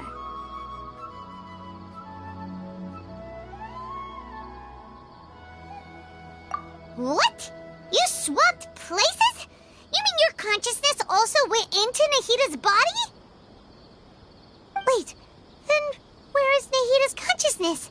Where is she now? I never imagined that an individual's consciousness could be transferred around like this. Had I not seen it with my own eyes, I would have never believed it. I don't think this can be achieved with current human technology. Also, while we were running, the consciousness in your body told me to pass on a message. She said, "The doctor has found a way to trap my consciousness, so I can't journey with you anymore." But even in a moonless night, a shower of starlight can still drown out illusions and lies. Oh no! Nahida's trapped in the sanctuary of Suristhana for good this time! Was that message all she left for us? It's pretty vague.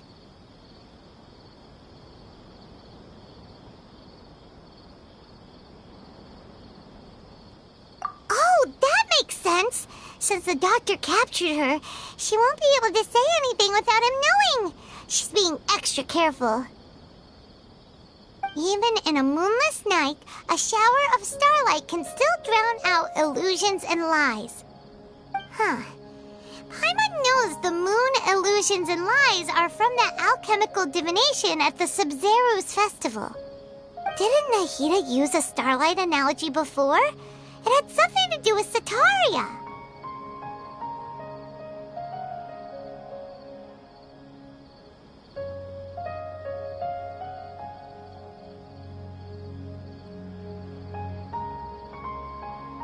Oh, that makes a lot of sense. Huh. Do you think Nahida was telling us to go find help in the desert? But she isn't with us anymore. Think we'll be okay? Paimon, you said Sanctuary of Suristhana. Does this mean that this Nahida you're talking about, the consciousness who was occupying the traveler's body, is the Dendro Archon? Your guess is correct, but the situation's a bit complicated, so it's really hard for us to explain right now. That's all right. A scholar's curiosity doesn't need to be appeased right away. As for the complicated nature of the situation, safe to say I have witnessed that for myself. I've spent some time with you, and it looks like the Dendro Archon's also on your side, so I trust you. Thank you, Tainari. Oh, actually, we came here to ask you a question. What do you know about the project that the sages have been working on? Ah, that. While I was indeed invited to join that project, the sages were always secretive about its scope and goals, so I eventually declined.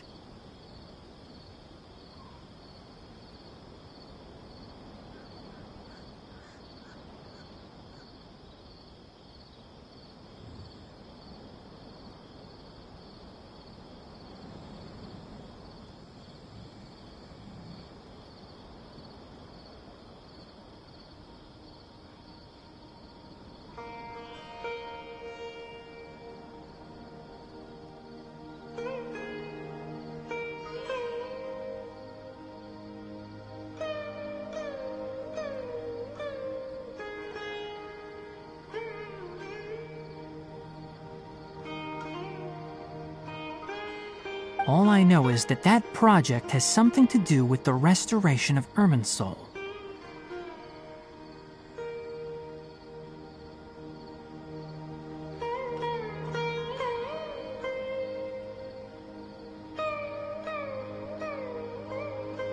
Huh?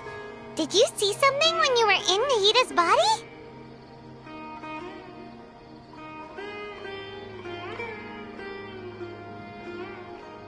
What?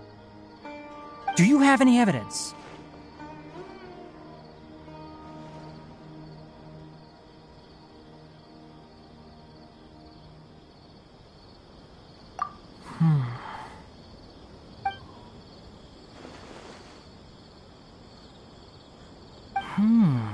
So that's what happened. That explains why Hypatia's symptoms were different from those of the other scholars who went mad. It's because she made contact with the consciousness of a new god who is still in the process of being born. Tainari, did you leave the Avidia Forest because of Hypatia?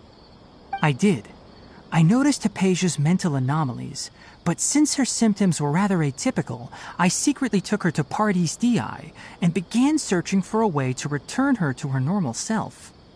If I didn't take action, Hypatia would have already been taken by the Matra to the desert, doomed to a life of exile at Aru village.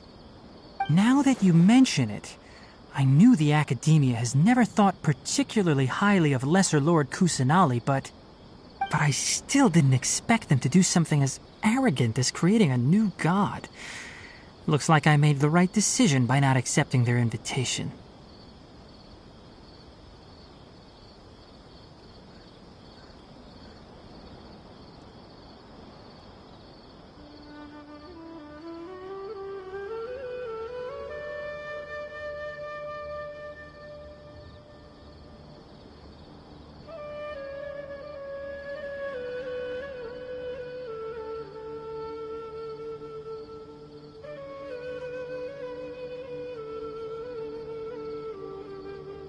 The Doctor and the Balladeer. We have 2 Fatui Harbingers in Sumeru. Sounds like we're in for a bad time.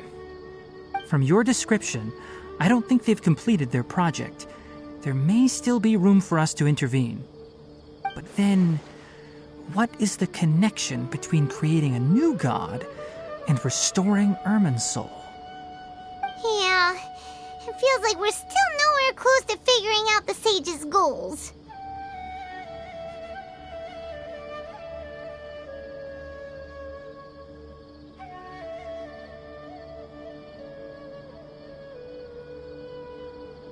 Right, we've pretty much gone over everything we need to know, so we should head out. How about you, Tighnari? What are you going to do? I'll stay here for now. I still want to try a few more things to help Hypatia. If you're planning to go into the desert, start by heading for Caravan Rabat. That'll be your fastest route. Come find me here if there's anything else I can do to help. May the Spirit of Wisdom go with you. Thanks, Tighnari. Hopefully Hypatia will feel better soon. We're off then.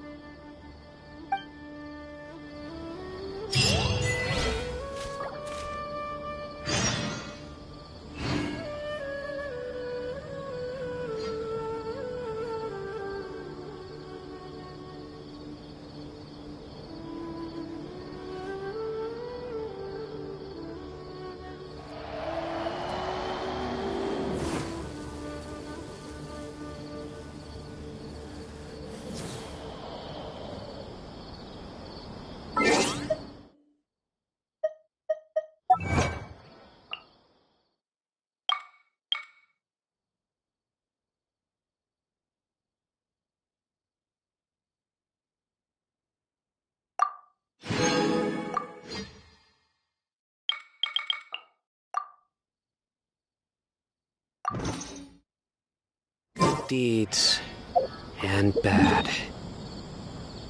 In the end,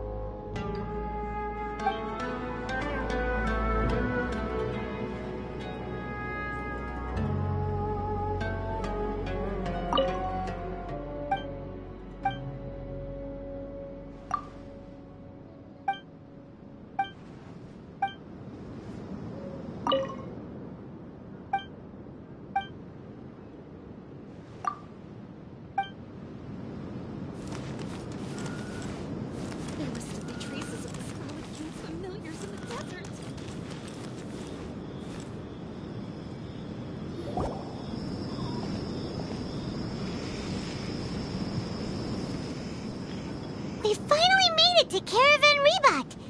It's pretty lively here. So, just past this wall is the desert, huh? Oh, wow. Paimon remembers hearing people call this the Wall of Samiel. It's made to block sandstorms from the outside. Oh, if it's this tall, it's gotta be the divine work of Greater Lord Rukkhadevata, right?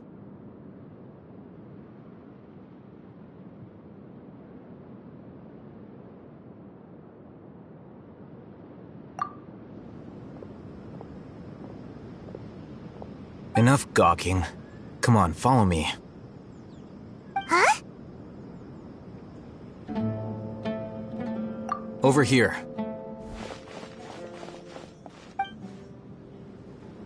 Oh, Haytham went that way! Let's hurry up and follow him. Wonder what he's up to.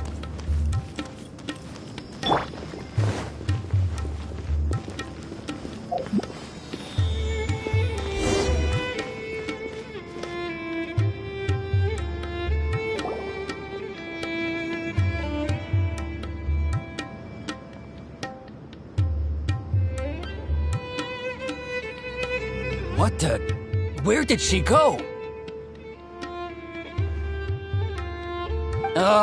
How did we lose them? They were just here a second ago. More Eremite mercenaries? Who are they working for this time? Anyway, Traveler, it seems like we were being followed again. You were too careless. You should have noticed those hopeless amateurs trailing you a long time ago.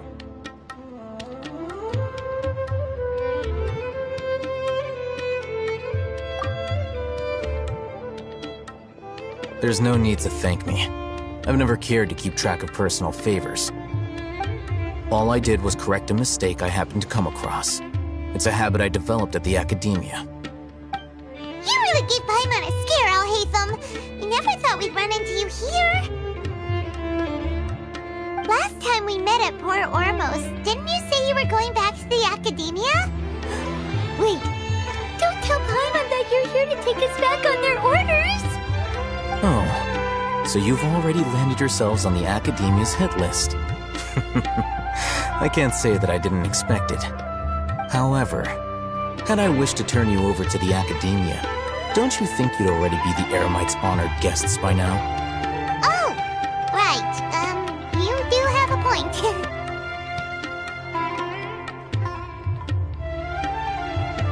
I have no interest in running errands for that project. As a scholar, I've always belonged to the camp that promotes researcher autonomy. And these days, you're more fascinating than anything the sages can offer.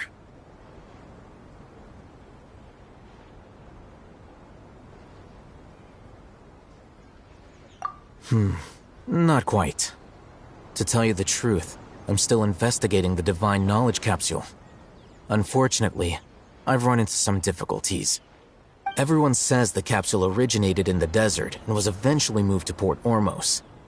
If I am to get to the bottom of this, I must understand how the capsule first came to be. Which brings me back to you, and why you're so interesting. The leader of Ain al-Ahmar used the Divine Knowledge Capsule right in front of you, and upon seeing him, your expression became perplexed, and you were lost in thought for quite some time. To have that kind of reaction, I think you must have realized something. Are you interested at all in sharing what you've been hiding from me?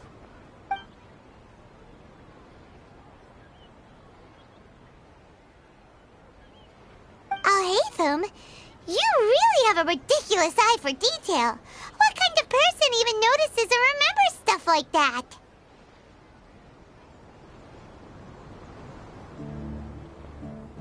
So that's your answer. Well, I do work for the Academia after all. So considering that, it is indeed wise to keep your cards close to your chest. But that does prove you do have some undisclosed information about the Divine Knowledge Capsule. Am I right? No matter. Rather than simply learning the answers from you, I'd still prefer to investigate on my own. Speaking of, you two are also headed to the desert? That's right! We have the same plan as you, but we don't really have any concrete goals at the moment. Then I'd suggest starting with Aru Village. It's the largest settlement in the desert, so it'll probably have more resources and intel than anywhere else. Well, would you like to head there together? It's always better to travel with someone you know. Let's go!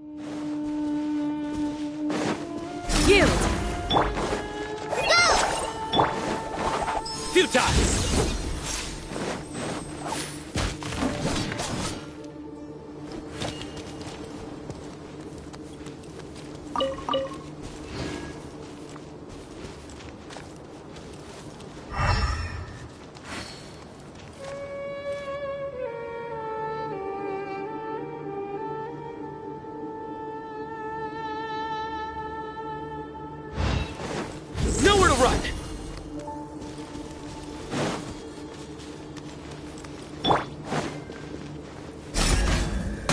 You're exposed!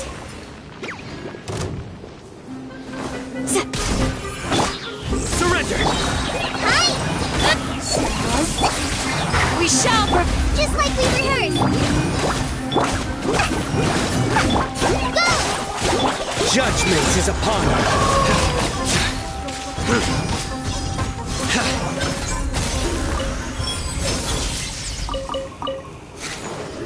Your penance is due! Guilty!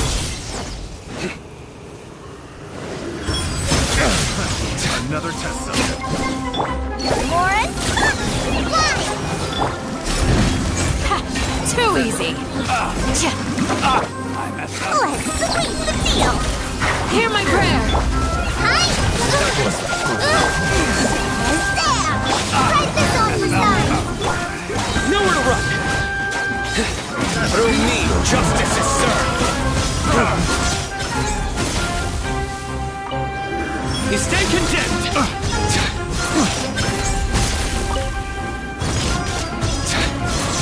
I got carried.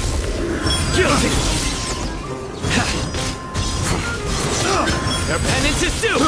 I got carried. Here's the Have a little taste! We shall prevent... Futile! Try!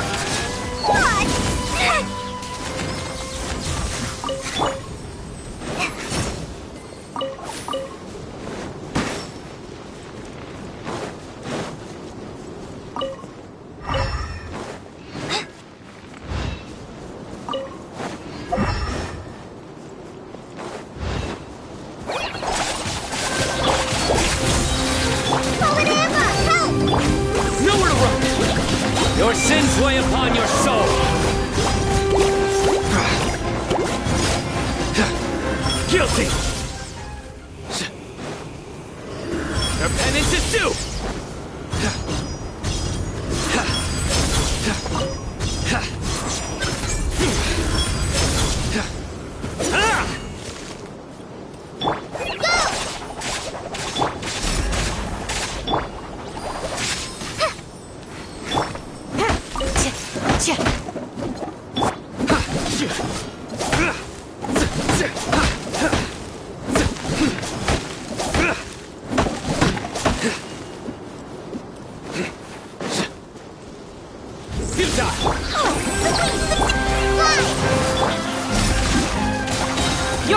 exposed!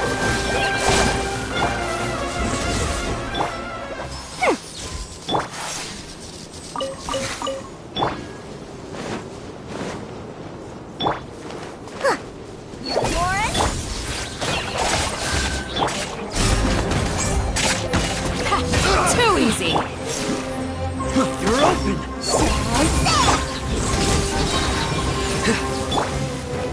Here's the goods! Price this on the side! That tingle! Grant us your blessing! Nowhere to run! Warren, up! Go!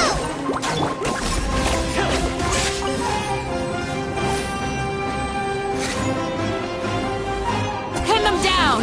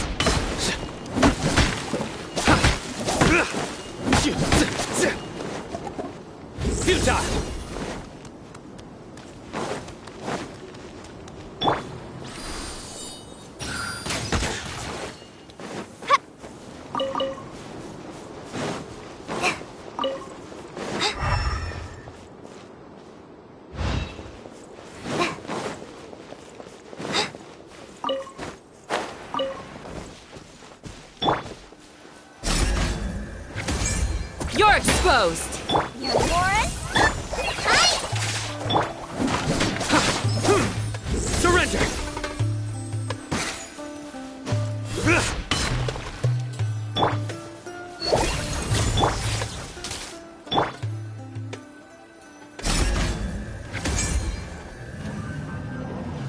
Pin them down!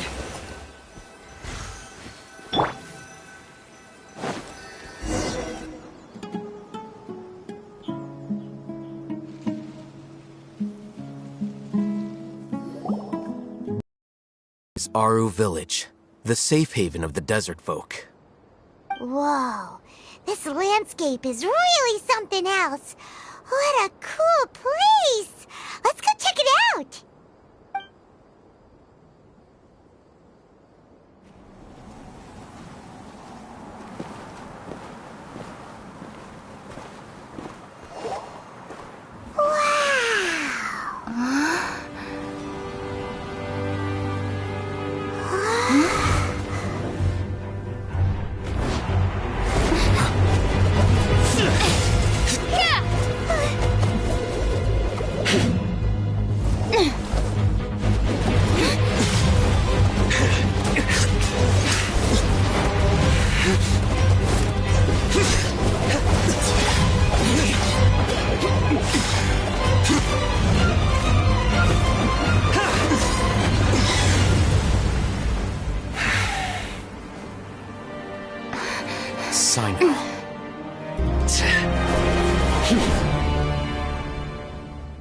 Unless my memory fails me, we have barely spoken 2 words to each other before now at the Academia.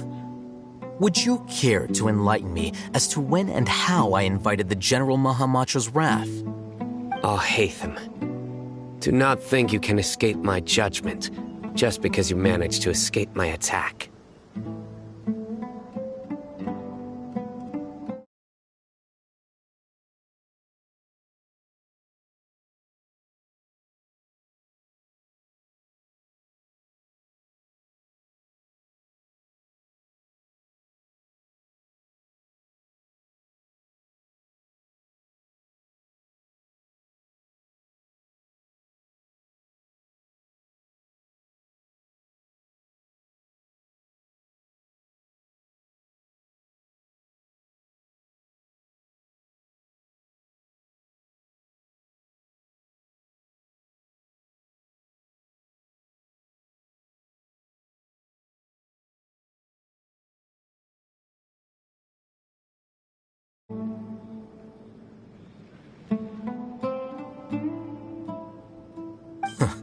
Judgment? So that's how you'd characterize your actions here, is it? Or would elimination perhaps be a more accurate description? Had I used my full strength, not even this traveler would have been able to stop me. Though styled like an assassination, I sought only to ensure that my target would be unable to flee or resist. Standard practice for the Matra, as well you know. Seemed to me more like your own personal touch. Who is that, Alhaitham? Did you call him General Mahamatra? Yes. General Mahamatra Sino, head of all the Matra at the Academia. He's a formidable hunter, and the ultimate nightmare for any who have committed academic crimes. You seem to have placed a lot of trust in Alhaitham, to the point of blocking an attack for him.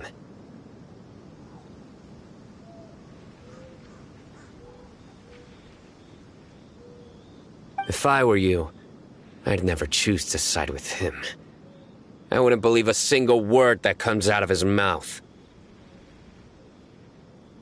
I have been pursuing this scribe for a long time. I urge you, stand back and do not seek to defend him any longer. Otherwise, there will be consequences.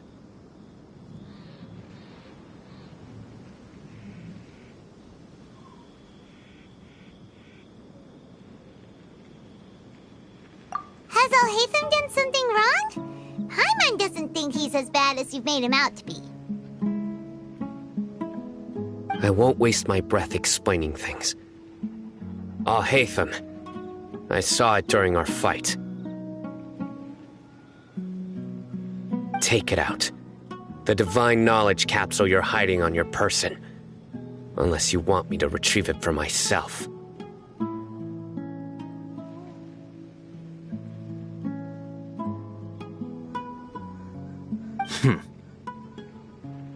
Very perceptive of you.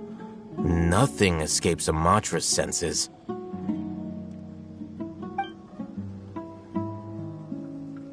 Wait, the divine knowledge capsule? Didn't it fall into the Matra's hands in Port Ormos? No wonder you speak with such confidence, Sino. But I must admit, I'm very curious. What does this capsule mean to you? And why, as General Mahamatra of the Academia, are you all alone in the desert? As far as I'm aware, the other Matra have been speculating about your disappearance. Have you been given a mission that's, let's say, morally dubious? If I was the real target of your mission, what was stopping you from simply using your authority and resources to judge me within the walls of the Academia?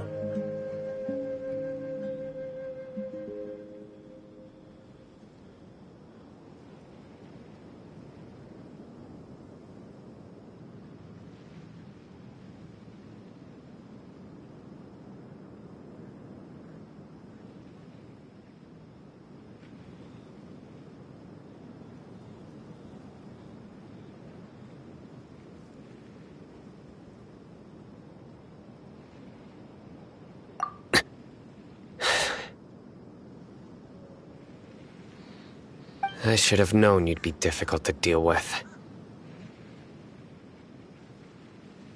You two! Ugh! What you would do, Traveler? Paimon feels like we can't trust either of them! Ahem. Well, look at you two, acting all tough and self-righteous over there. Wait, Dia?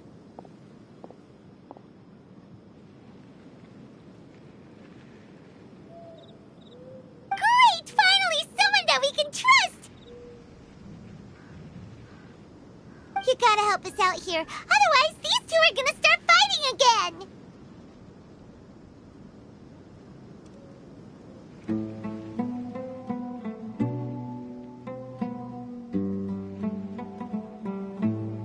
Yeah, sure looks that way. Two giants from the academia duking it out once and for all. Not something you get to see every day, that's for sure.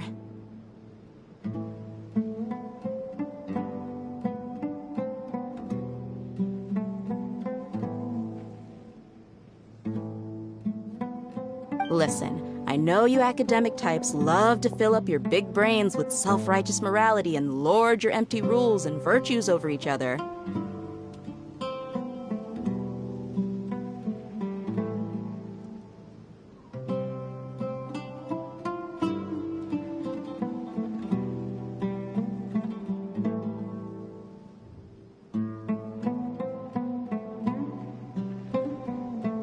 But how dare you bring your petty disputes into the safe haven of Aru Village? It seems like someone's gonna have to beat some sense into your thick skulls until you finally learn to respect these grounds.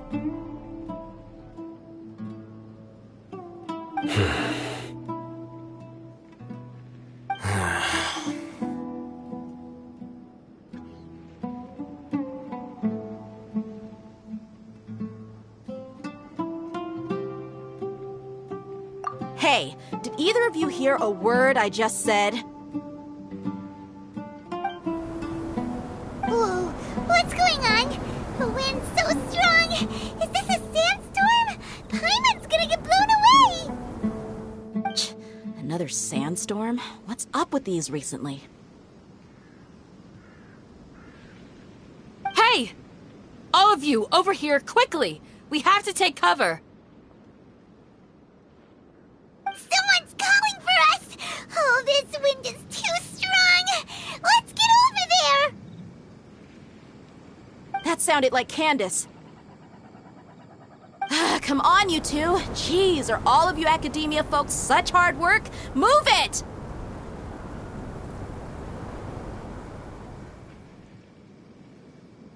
All right, stop yelling.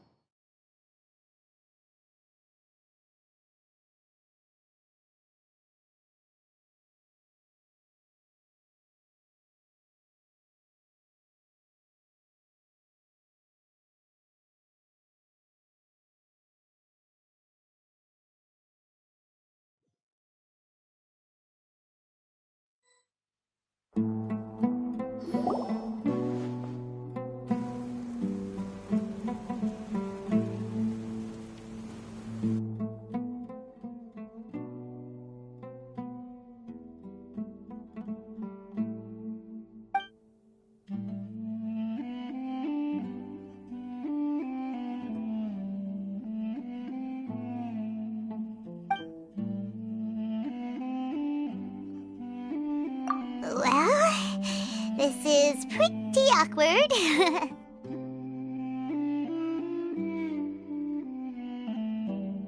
Hey, wanna play sardines with 3 people who wanna tear each other limb from limb? Sure, why not? Sounds fun.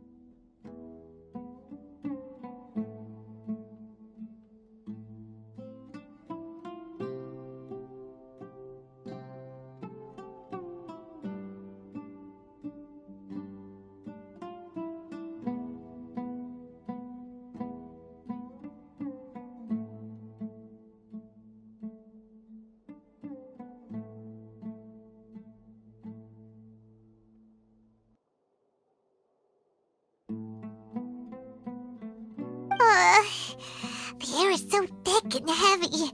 Paimon can hardly keep floating anymore.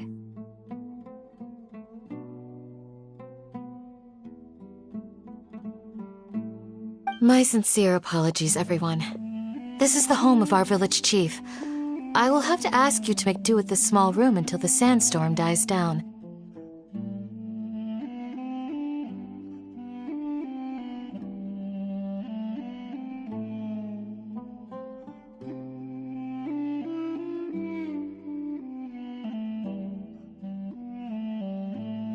Please, let me introduce myself. I am Candace, protector of Aru Village.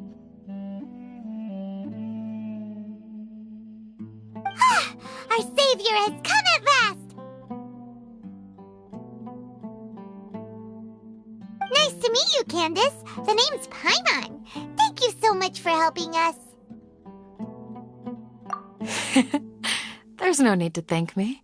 It's only right to help each other when the weather gets rough. Wow, she's so gentle and caring, like a nice older sister. Unlike those guys over there. All right. Now that we're all better acquainted, we should return to the topic at hand. As a guardian charged with the responsibility to protect my fellow villagers from harm, I was observing your conflict from afar, even before the sandstorm started.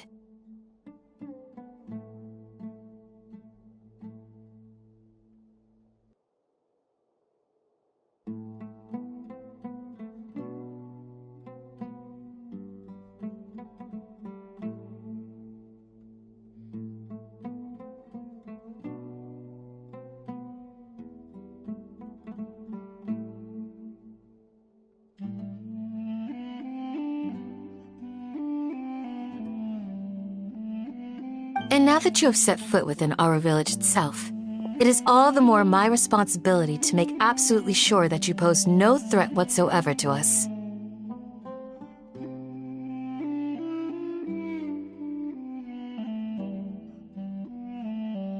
So please, have an honest and sincere conversation with one another and put your hostile feelings to rest.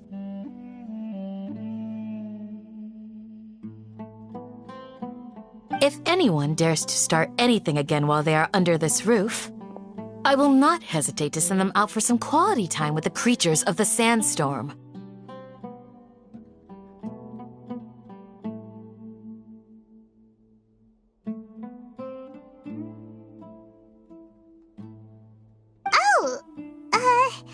On second thought, Paimon may have misjudged Candace's character.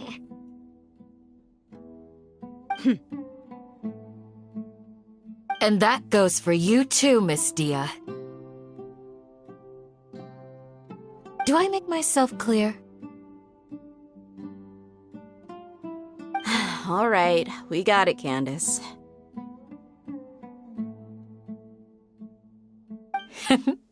That's what I like to hear. So, which of you will begin?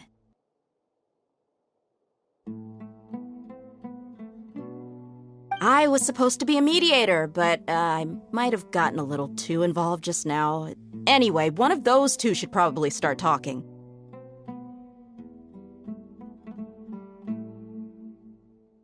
Wait, that was you trying to be a mediator?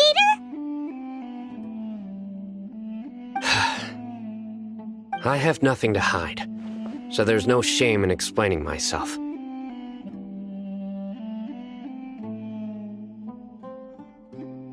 While Al-Haytham wasn't wrong about the other Matra not knowing my whereabouts, it's not because I've been assigned a morally dubious mission. Rather, I've chosen to exile myself. Huh? Exile yourself? A little while ago, I discovered that there was data missing in the Academia's project planning and development files. What little they did report clearly did not match the project's actual progress.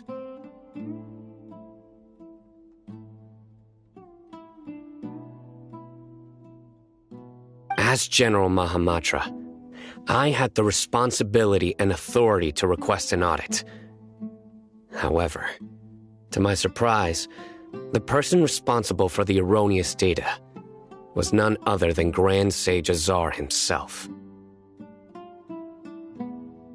I tried to investigate the issue myself before submitting a formal audit request, but I soon found that all leads and potential pieces of incriminating evidence were carefully concealed from me. I began to realize that they were cautious of me from the very beginning. Unsurprisingly, the Grand Sage rejected my audit request as soon as the submission reached his desk. He even said to me, "The power of the General Mahamatra is granted by the sages. You have no right to judge us." So they really are up to no good.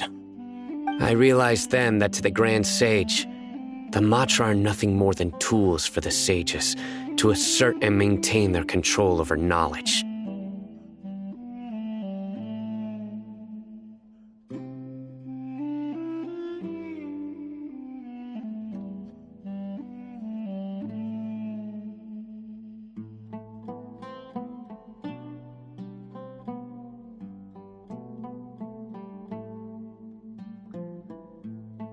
The vows that we took, the principles that we strive to uphold, they are meaningless to the academia of today.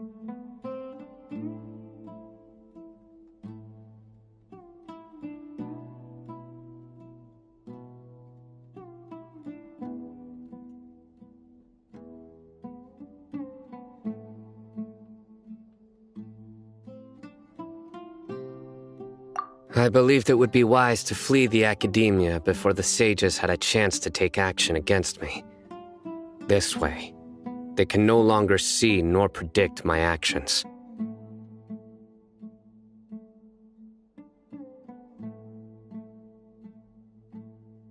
I will never give up on this investigation. There's no need for someone else to give me power or authority. Once I find the truth, I will administer judgment by my own name. Sino seems to have the same goal as us. We're all investigating the sages. Plus, now that he's no longer the General Mahamatra, he somehow feels a lot less scary.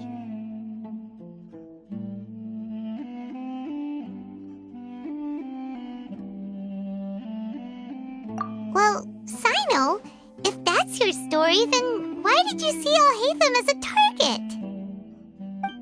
When I was investigating the matter in the academia, I overheard a conversation between Alhaitham and a sage. The sages asked you to investigate a blonde-haired traveler. Do you dispute this, Alhaitham? What? Like many parts of the project, this assignment was undocumented. Now throw in your suspicious behavior with the Divine Knowledge Capsule, and I think we deserve an explanation.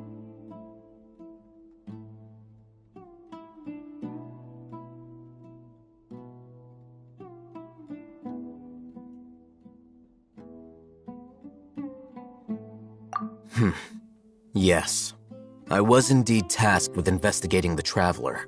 Alhaitham!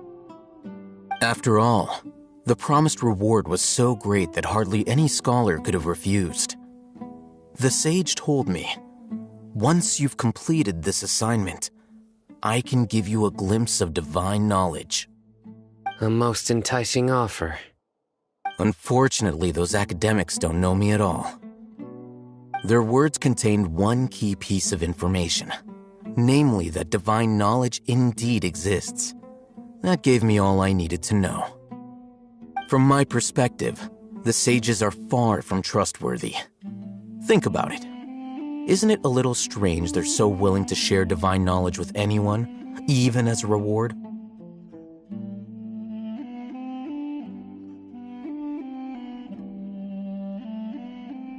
So, I began my own investigation following the lead of the Divine Knowledge Capsule.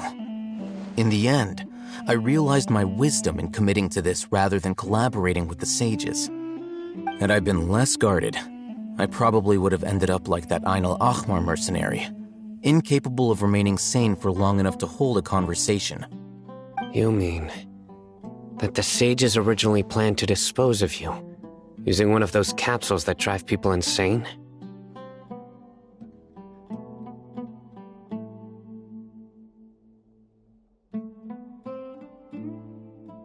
I'd already given up on the assignment by then. I only told the Academia I was waiting in Port Ormos for you to appear so they wouldn't suspect anything. So it came as quite a surprise when I encountered my erstwhile target while investigating the Divine Knowledge Capsule. Criminals do love to talk about coincidences. Even though I ran into the Traveler by chance, I had no intention of providing assistance to the Academia. Also, you should remember, you were the ones who decided to follow me and strike up a conversation after I left that tavern.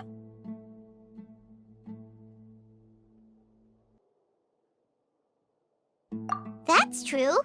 Al-Haytham helped us out at Caravan Rebat as well. Maybe he's telling the truth. I'm willing to apologize if that's worth anything to you. I took the Divine Knowledge Capsule behind your back because I judged its existence to be a significant risk. I felt that it would be best for no one to interact with it before it had been properly studied. After all, curiosity often proves to be the most dangerous thing in this land. You should be well aware, Scribe Al-Haytham, that curiosity can also lead you to danger and suspicion. Answer me this. Did the sages share any information about their project with you? Have I not made myself clear? You and I are both distrusted by the Academia. Do you really think they would tell me anything? Fine. Although you haven't completely proven your innocence, I won't regard you as an enemy, for now. As you wish. Good. I'm glad to see you two clearing up your misunderstandings. And now you, Dia. I believe it's your turn. Oh, sorry. Whatever the boys were talking about must have been so boring that I spaced out. My situation is pretty straightforward. My employer, Dunyarzad of the Homayani family, is friends with the Traveler and is currently recovering from her illness at home. I had nothing going on, so I decided to return to Aru village for a visit. I was actually looking forward to a pretty exciting time getting back together with everyone here. But then I saw these two random guys in the middle of a pointless argument. It ticked me off, and things went downhill from there. Is that all? Well, I will admit that definitely sounds like your style. In that case, welcome back, Dia. That's more like it. I missed you all so much, Candace.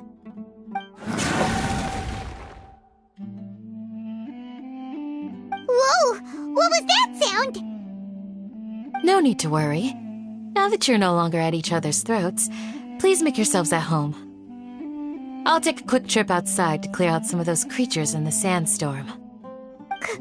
Creatures? In the sandstorm? Are you sure you don't want some backup?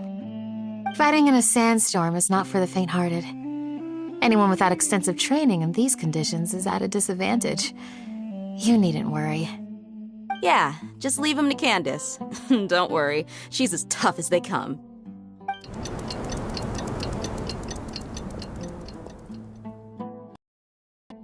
The wind's died down.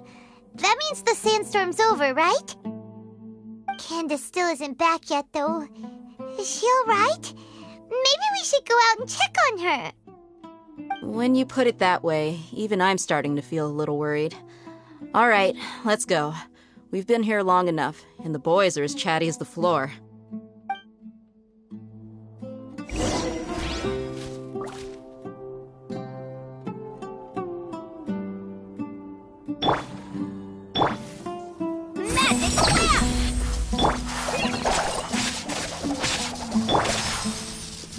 Flee!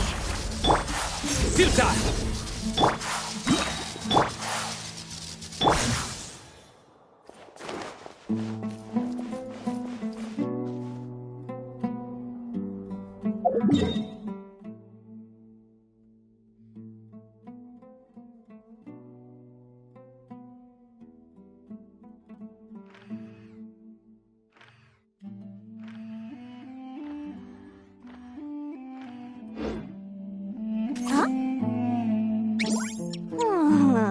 Ta-da!